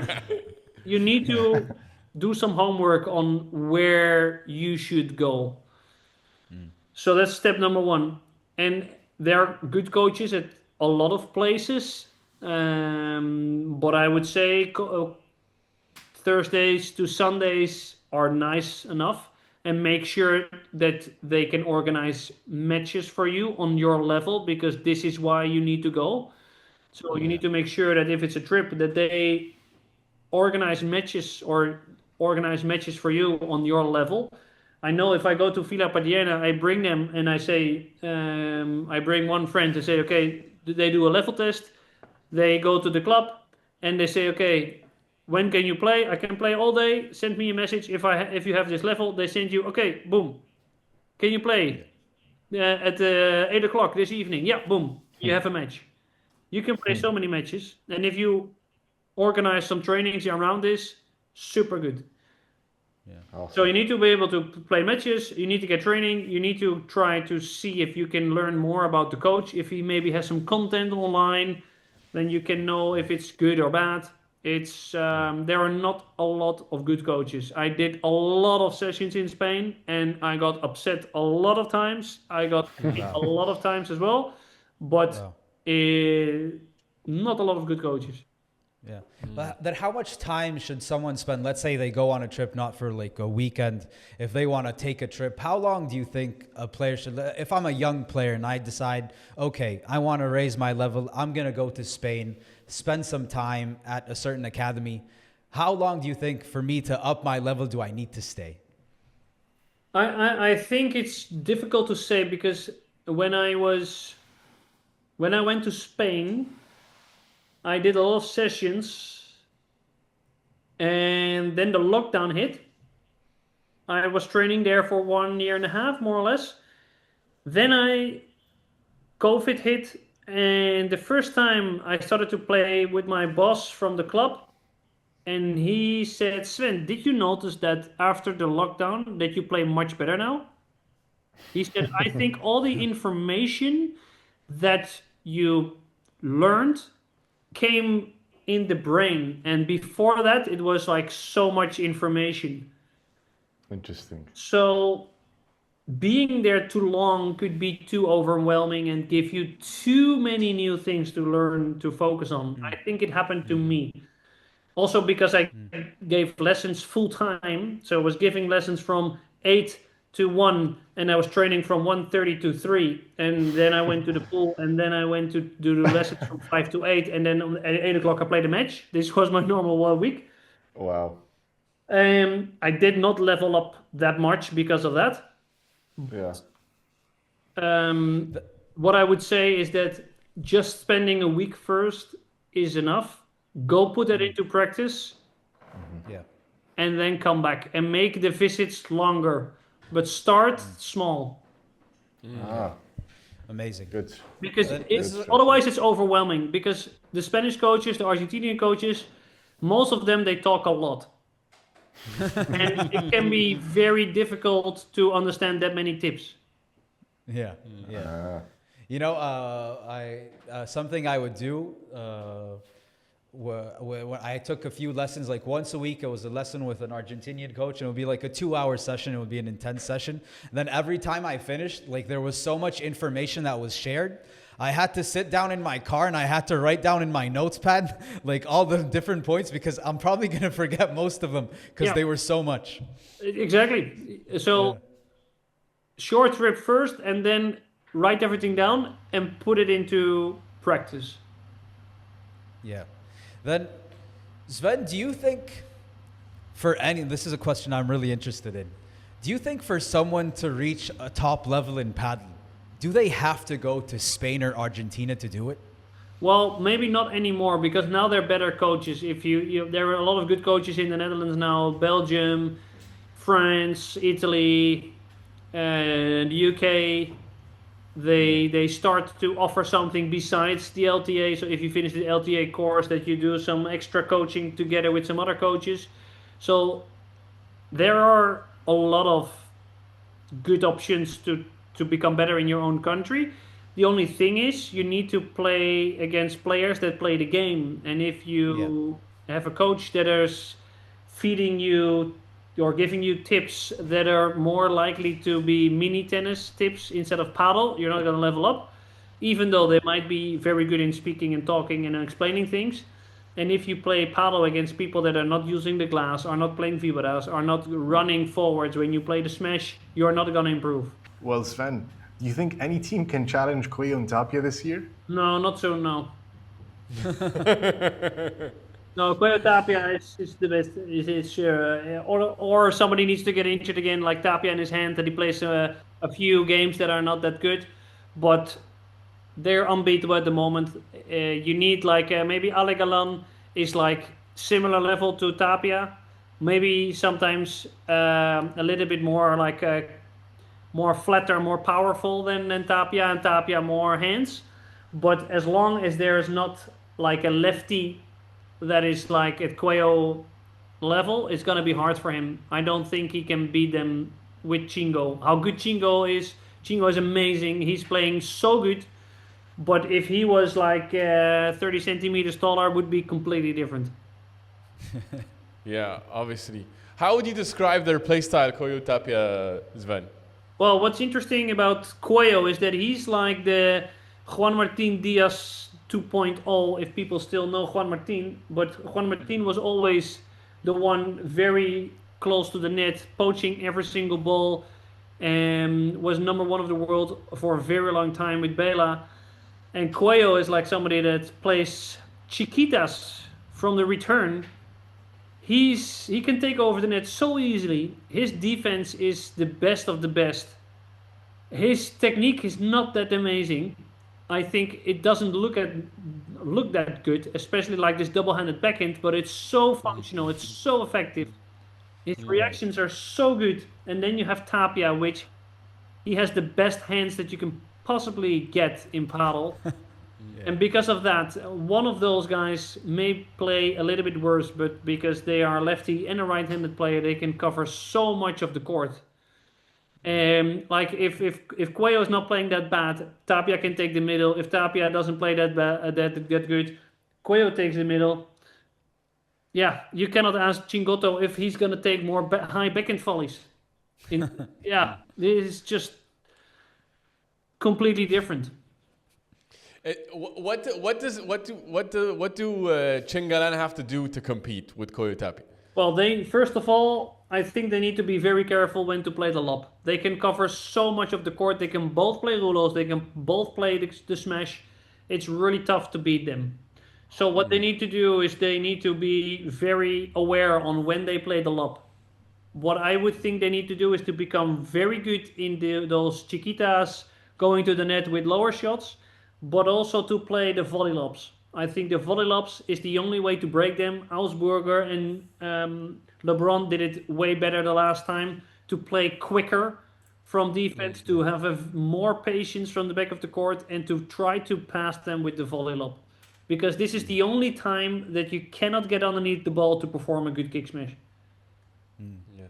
I love that you brought up LeBron and Augsburger, because that's my favorite team. I love watching Augsburger.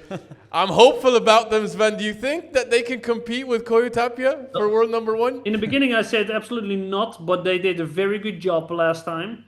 They did. They played very, very good. It was very close. I think LeBron and Augsburger should have won the first set last time. Yeah. And then they would have won the match. I don't know if it depends a little bit on the mentality of LeBron.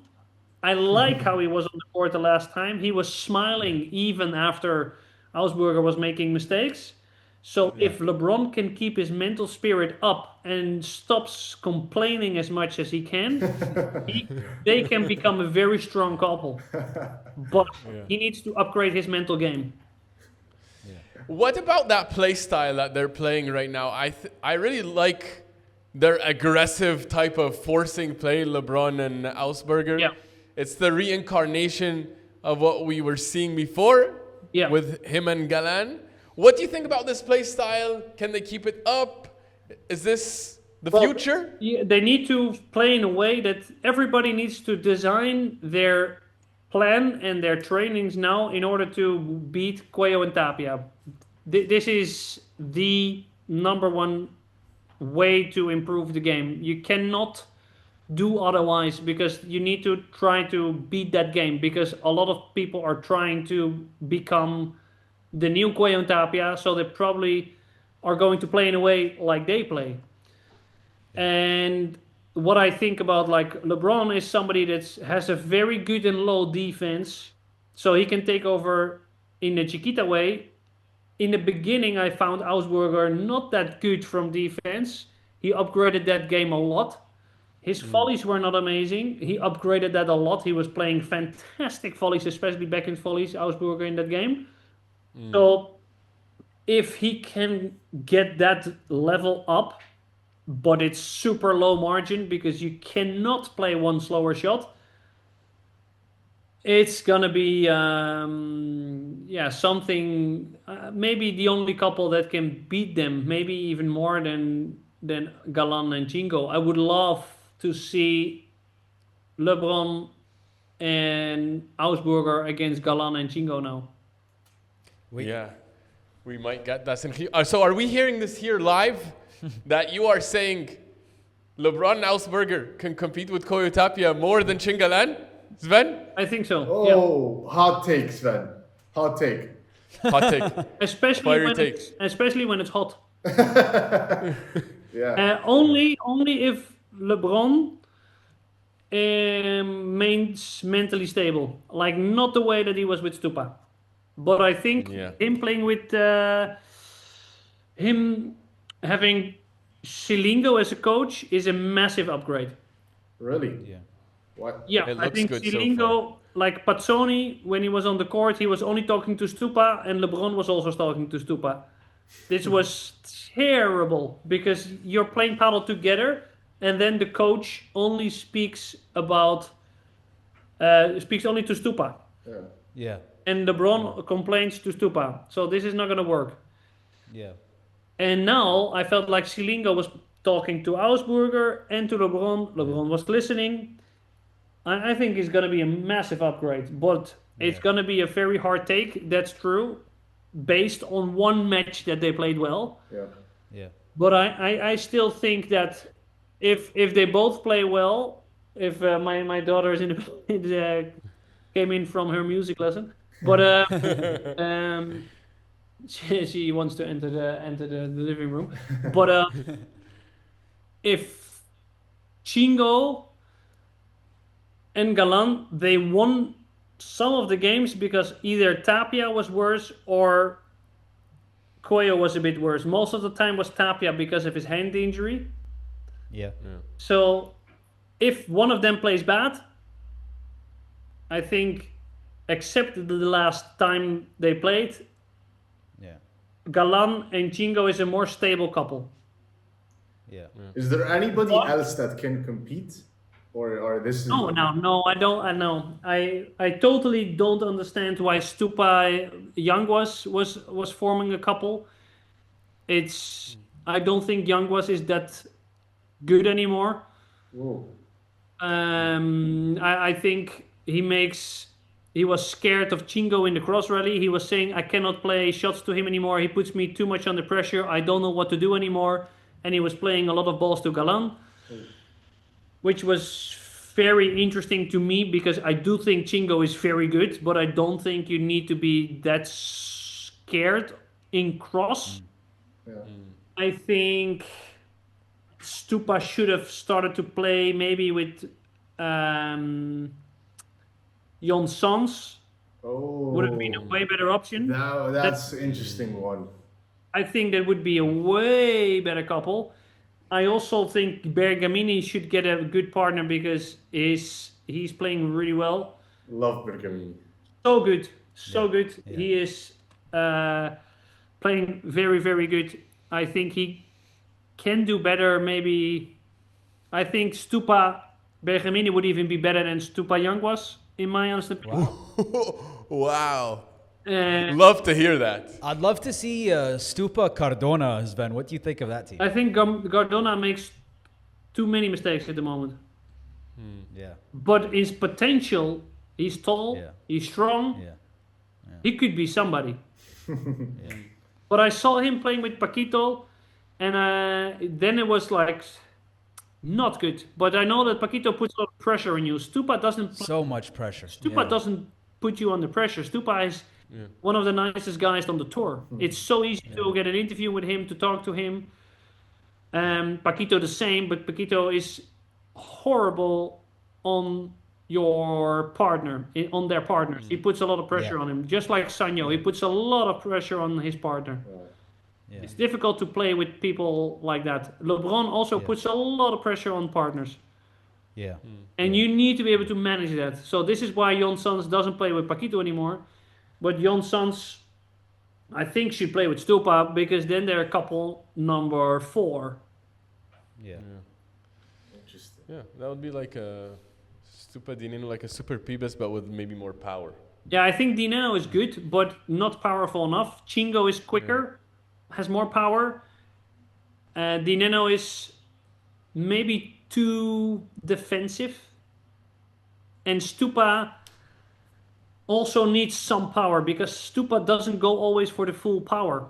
I think if Jon also has a good rulo, he can also smash. Not in a way that Koyo can, but they can move the players more than with Dineno. It's also about the movements.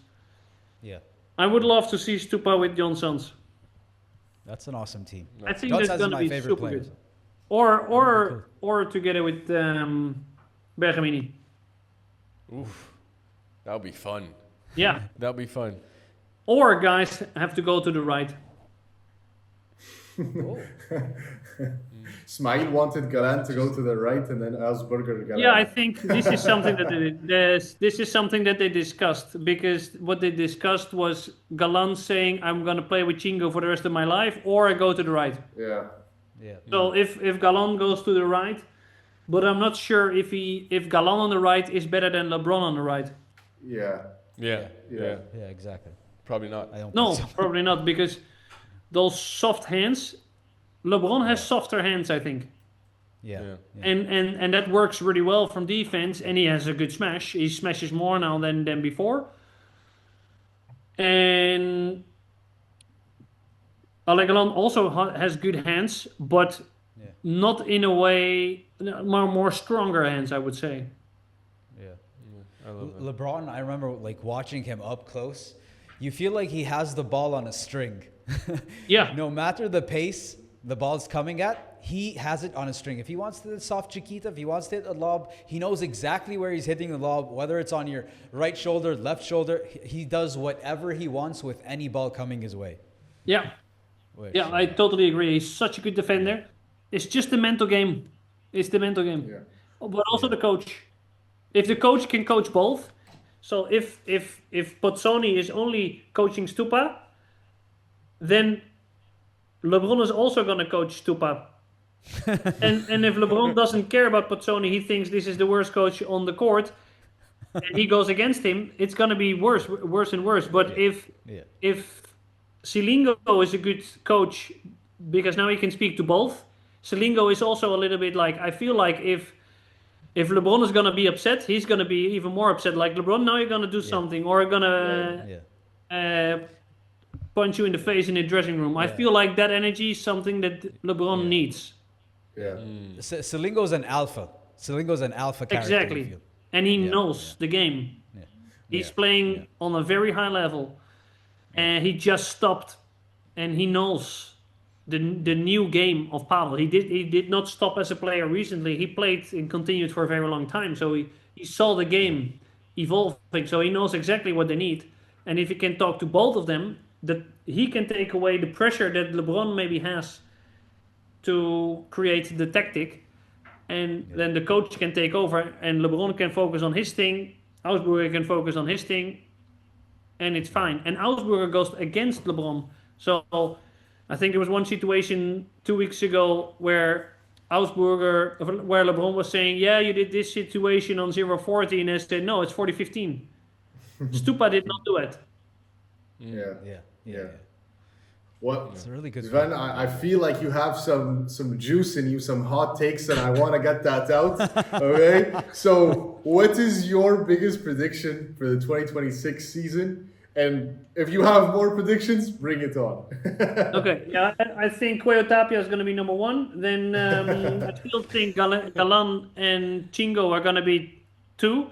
Also because they are now ranked 2, so they don't have to play against Augsburger and LeBron. So they will get into the finals. Maybe more often. It depends a little bit on the draw and on the situation, if it's in Madrid and stuff. But I do think that Augsburger and LeBron are gonna win some tournaments, but it's gonna be more up and down. And Galan and Chingo is going to be more stable. Cuello Tapia is going to be more stable. So that's the thing that I would see. And then I don't know couple number 4. Maybe.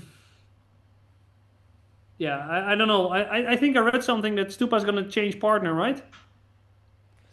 I don't know. There's speculation. Yeah, if he's going to switch with Jon Sans or Bergamini, is going to be couple number 4.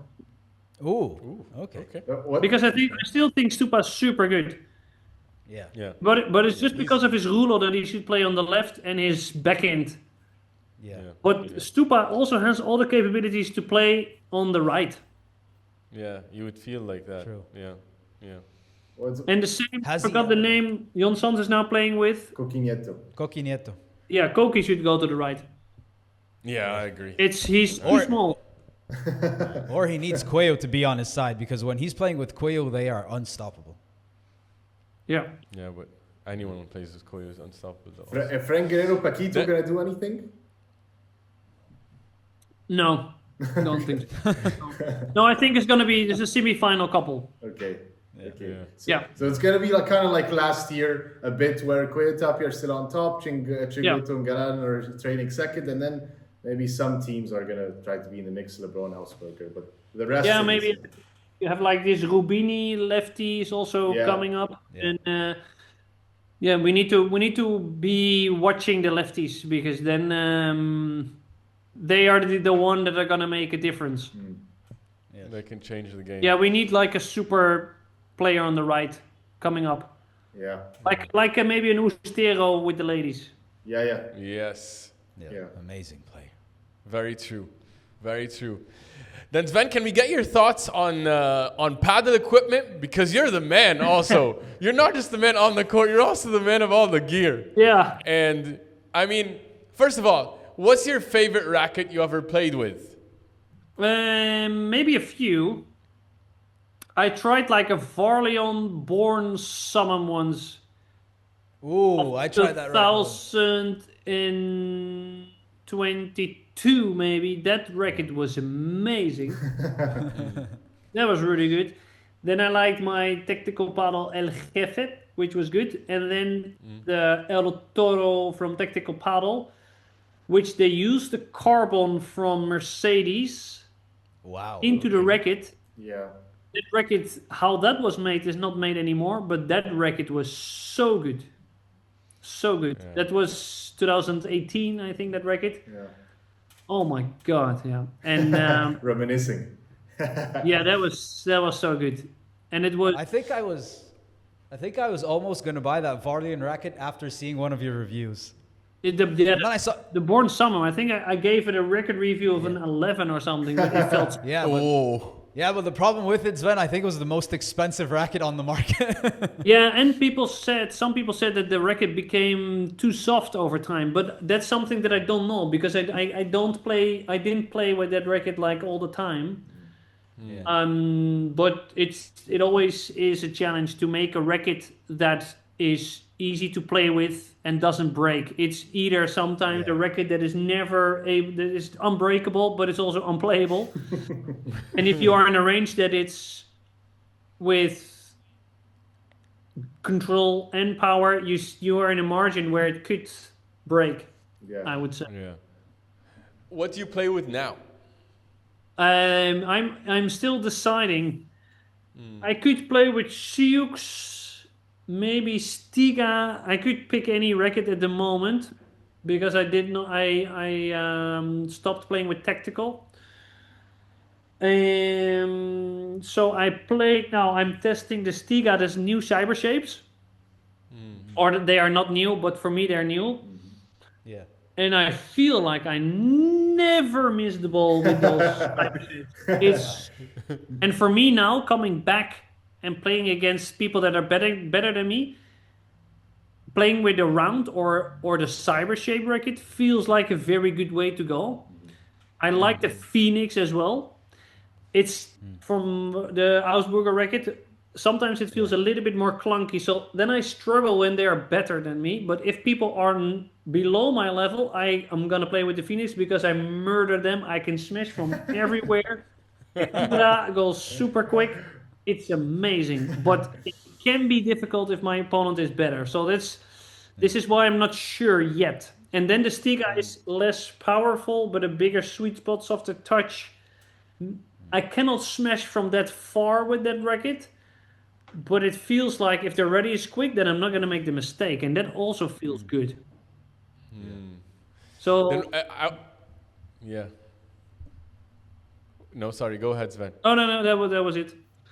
I like this recommendation. Then can I ask for a personal recommendation now? I'm like you, playing on the left, recovering from a tricep injury that keeps recurring. I like to play powerful and smash, but also learning to now manage. What do you recommend? Like, I like to play with lighter rackets, but I also want some power in it. Do you think one of those rackets would do the job, or do you have any other special recommendation? What is your level? I don't know. I don't want to overstate my level here also. But everybody does that with paddle. Like, I haven't been competing. I do want to get back into competition. I like a former tennis player who learned how to play paddle, former competitive tennis player who's been playing paddle for like 5-6 years.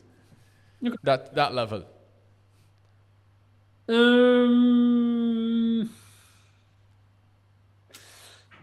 Yeah, I do think the Phoenix is nice if you don't want to miss. If you want to miss less in the overheads and the volleys, it's nice because seems to be that you make less mistakes with the racket and it's very, very powerful. If you're more a finisher or a builder? Yeah, finisher. Yeah, then you would like the Phoenix, I think. I also like the Sioux Pegasus. It's a little bit more of a hybrid racket. A bit softer, easy to maneuver, so it feels very light. actually. Could be that I have a light version. I still think like a metal bone control is also a nice racket. And then I have this Stiga 1.3K that I'm playing with now. Is also soft touch, super big sweet spot. It's not necessarily a racket for a finisher, but it feels so nice. The feeling with the ball is really nice. I love it. Yeah. Thank you for this. This was for me. Then, do you have any favorite shoes, Sven? Because also the footwear, I mean, it matters so much. Yeah, I only play with the Essex, to be honest, at the moment. I like that too much. And my thing is that I can only play with white shoes, white socks. Because it feels like I'm quicker, or it just feels like it better to me. So I always play with the same shoes. I think with the Gel 9, I think, from Essex. But they also have this pivoting circle on the toes, which I like for the turning, and they feel light enough and they fit my feet well. But I know that I also tested like Wilson shoes. I like those a lot as well. They fit very well. K-Swiss is also decent now with the paddle. It depends a little bit if you have like wider or smaller shoes. I did some reviews on shoes, but for me, Essex are nice. I know that we don't sell them in the shop, but Essex shoes, yeah, I like them a lot. I just buy them. I'm not sponsored. Yeah. Just unbiased. Yeah. Then, any grip recommendations, or for you it's all the same? I don't know. Yeah, Wilson overgrips I used to play with a lot. Yeah. I don't know why. They seem nice. And the Tourna grip, also a nice sticky grip. I think it's from Ionex, is also a nice grip. But I also like to play with white grips because I know when it's dirty, yes or not. Agreed. Yes. It also feels nicer in the beginning also. Exactly. Yeah. Looks nicer too. The looks also better. I think also like the metal bone control, I always wanted to have that somebody made like a white racket instead of like all black. Like it's always because carbon is like black. And it just feels like lighter or more maneuverable, or that is more visible, the racket. I think now people start to do more with colors like Phoenix, that is purple, and the Electra with the red rackets. It seems that the companies are doing more now than just the black face with the logo on it. Yeah. I play with the Bull Paddle Teos racket, that white one. It's like the old one was black, the new one's white. It's like in the beginning, it's like I'm not used to a white racket, but it grows on you. Yeah. If it's well done, it's good. Yeah. Then Sven, we want to thank you so much for your time. It's been awesome. This has been really so enjoyable, so insightful. I learned so much. But before we end this conversation, we have some fun, two fun segments. I'm going to do a this or that segment. Going to tell you to pick between two things. Yeah. Just your quick thoughts right away. Don't need to add much to it. Okay? Okay. Yeah. Okay. Let's do it. This or that. Playing indoors or outdoors? Indoor. Yay. Okay. Playing in the morning or at night? Morning. Then very windy or very sunny? Sunny. Great smash or great lob? Great smash. Hey! Yes. Great defense or great offense?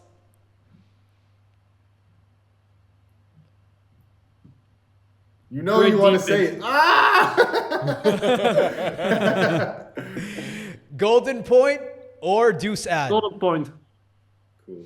Winning 6-love or winning 7-6, 6-7, 7-6? Yeah. 7-6, 6-7, 7-6. Assisting a winner or hitting the winner? Hitting the winner. Yeah. Volley drop shot winner or smash winner? Volley drop shot through the door. Cheeky. There we go. Show off those skills. Awesome. All right, then one more rapid fire for you here, Sven. Yeah. I'm going to give you a question, your quick thoughts, quick player, any player past, present that fits the category for you. Yeah. All right. Best bandeja. Dineno. Okay. Best forehand volley.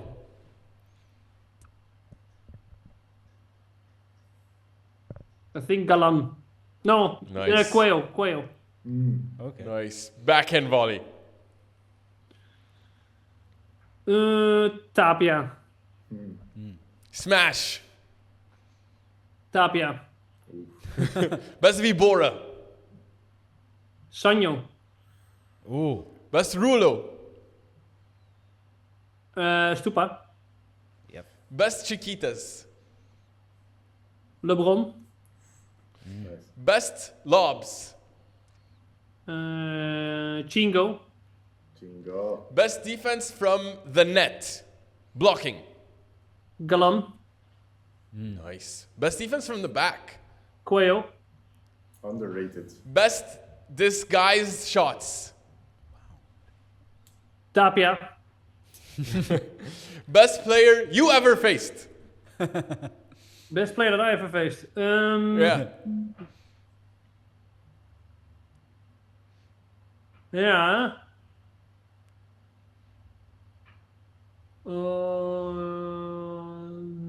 The 14-year-old kid. Who apparently turned out to be Arturo Cuello. Also Chippy. You played Chippy. Yeah, not at a match, not at a real match, Practice. but I played. I trained with him, with Chippy, and I actually did a training session with Bergamini. He put the vibra in my corner. He was explaining the vibra to me. So if I played actually with him, he was explaining me for a video. I think that was the best player that I played against. Awesome. Amazing. Love Awesome. Berke. Yeah. Love Berga. Who's the most underrated player on tour now? Maybe Bergamini.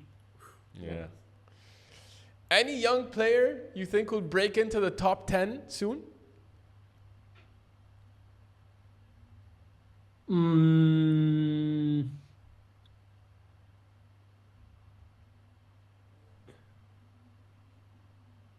Yeah, maybe Fran or Rubini, but not super soon.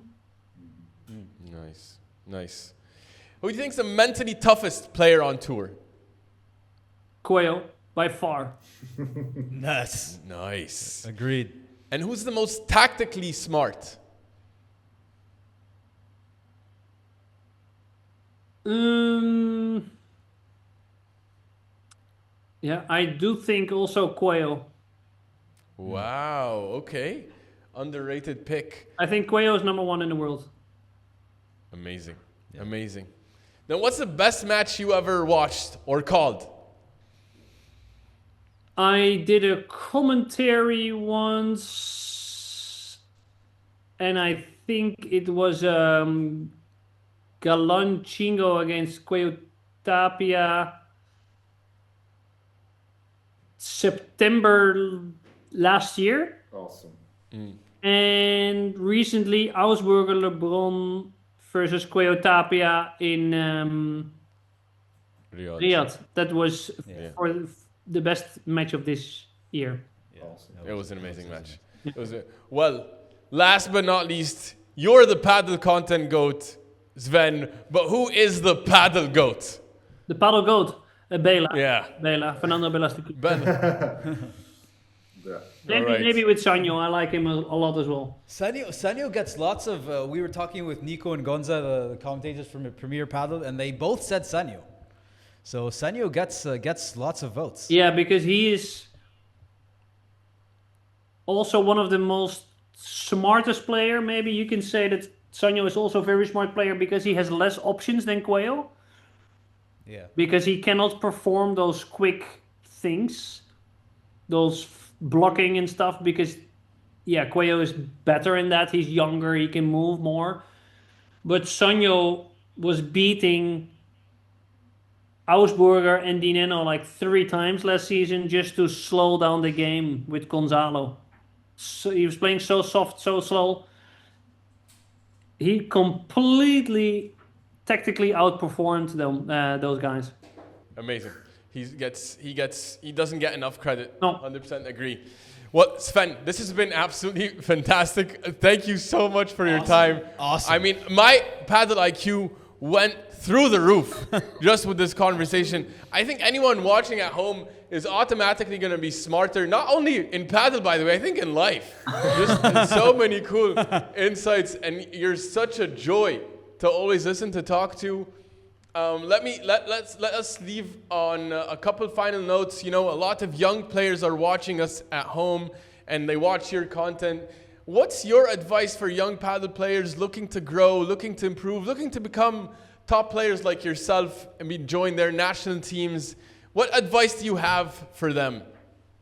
Well, I do think it comes down to enjoyment a lot, that you need to remain to enjoy the game.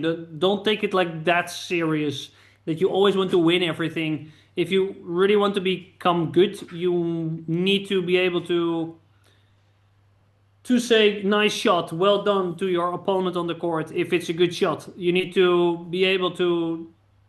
You're going to lose a lot, because if you want to become a very good paddle player, you need to become really good in taking a loss. So you need to take the fun out of the game, even though you lost.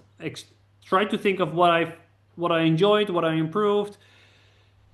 Dare to play the shots that you need to play, and accept that you're losing, and start to find a way to take a loss, because this is going to help you to become better. Amazing. Awesome. Then any advice for the coaches out there who are also learning from you, watching you? Yeah, don't think in exercises, think in goals. Coaches always think about, oh, this is a nice exercise. I saw this one in a video. I need to put this one into a real situation. Try to break down your student, or ask your student what they want to improve. You can also play a match against them and see why you won or why you lost the match, or find a match for them, watch the match, and then make a plan. But create your own exercises and start by thinking about what goals does my student need to achieve, and then create the exercises. First the goal, then the exercises. Amazing. It's unlimited gold. This episode has just been unlimited gold for anyone that's watching. It's been so fun. Sven, do you want to tell everyone what you're working on or doing right now, where they can follow you also, so they can get more of you? Everybody knows where to find him and where to follow him. He's everywhere. Otro Nivel, you go follow him, baby. He's doing it. But if there's anything specific you want to shout out, Sven. No, I'm doing short form content on YouTube, Instagram, and TikTok most of the time, on Otro Nivel Padel, which means another level paddle in Spanish.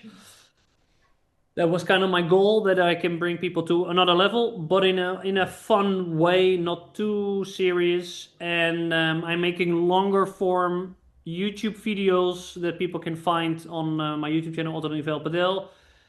And I also are going to upload some matches where I either coach somebody live on the court, but I also play myself and I explain what I do wrong and what I could do better.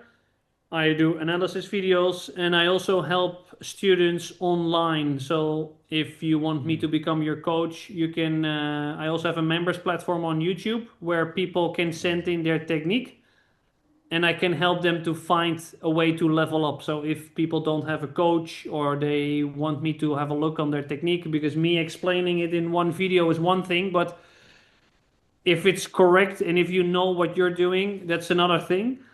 So I also help some players leveling up their own game through the membership platform on YouTube. So that's also a fun thing that I do, and not everybody knows it, but it's a growing community. So if people send in their technique, I upload a video on the membership platform that not everybody sees that, but just some other members. It's over 100 people now, but I think it's a nice way that you can learn from other players, because it's one thing to look at somebody like way higher level than you. Yeah. And it's very beneficial to look at somebody that's just a higher level than you. So then if people want to learn more and they devoured all the content, it's another way to level up. Absolutely amazing. Yeah. Absolutely. Awesome. I can attest. Otro Nivel. You took me to another level, like just your videos, and obviously now you took us to another level. So thank you for everything you've done for Padel. It means so much to all of us. You probably don't know how many people you've impacted with your content, but we are like proof, I guess, in a way that you have impacted people. So thank you for what you've done. Thank you for what you continue to do, and wish you all the success going forward. You are a very, very important piece to this paddle puzzle, and long may that continue. Thank you so much. That means a lot. Yeah, can't say it better. You just provide so much value, Sven. We've enjoyed you for many years now, almost a decade now, and hopefully we get to, enjoy more of your content and more of your stuff, and hopefully we get to meet in person too and do more things together. Train with him, he can coach us. Yeah. I might be sending you my Vivora videos soon. Yeah, let me have a look. Yeah, we have a Vibora course now on the members platform, so. Awesome. And then my smashes, of course, we care about the smash. Yeah, the smash is number one thing to improve. You also do some. The most important thing, if I took away anything from this video or from our interview, it's that I should focus on the smash. That's why. What about some paddle therapy, Sven? Do you do paddle therapy as well? Paddle therapy, yeah. No, I think people need therapy on the court here. Amazing. No, this is awesome. This has been so fun, Sven. Thank you so much for your time. You're fantastic. Wish you more continued success. And hopefully we get to do more of this. Would love to talk to you more in the future if your time ever allows it. Of course, no problem. No, it was fun to do this, guys. Thank you so much and for your enthusiasm. It's been a pleasure. Awesome. It's been an absolute pleasure. Yeah. Awesome. Thank you so much, Sven. Thanks. Have a good day, man. Good day. Ciao, ciao. Ciao. ¡Vamos, vamos, vamos!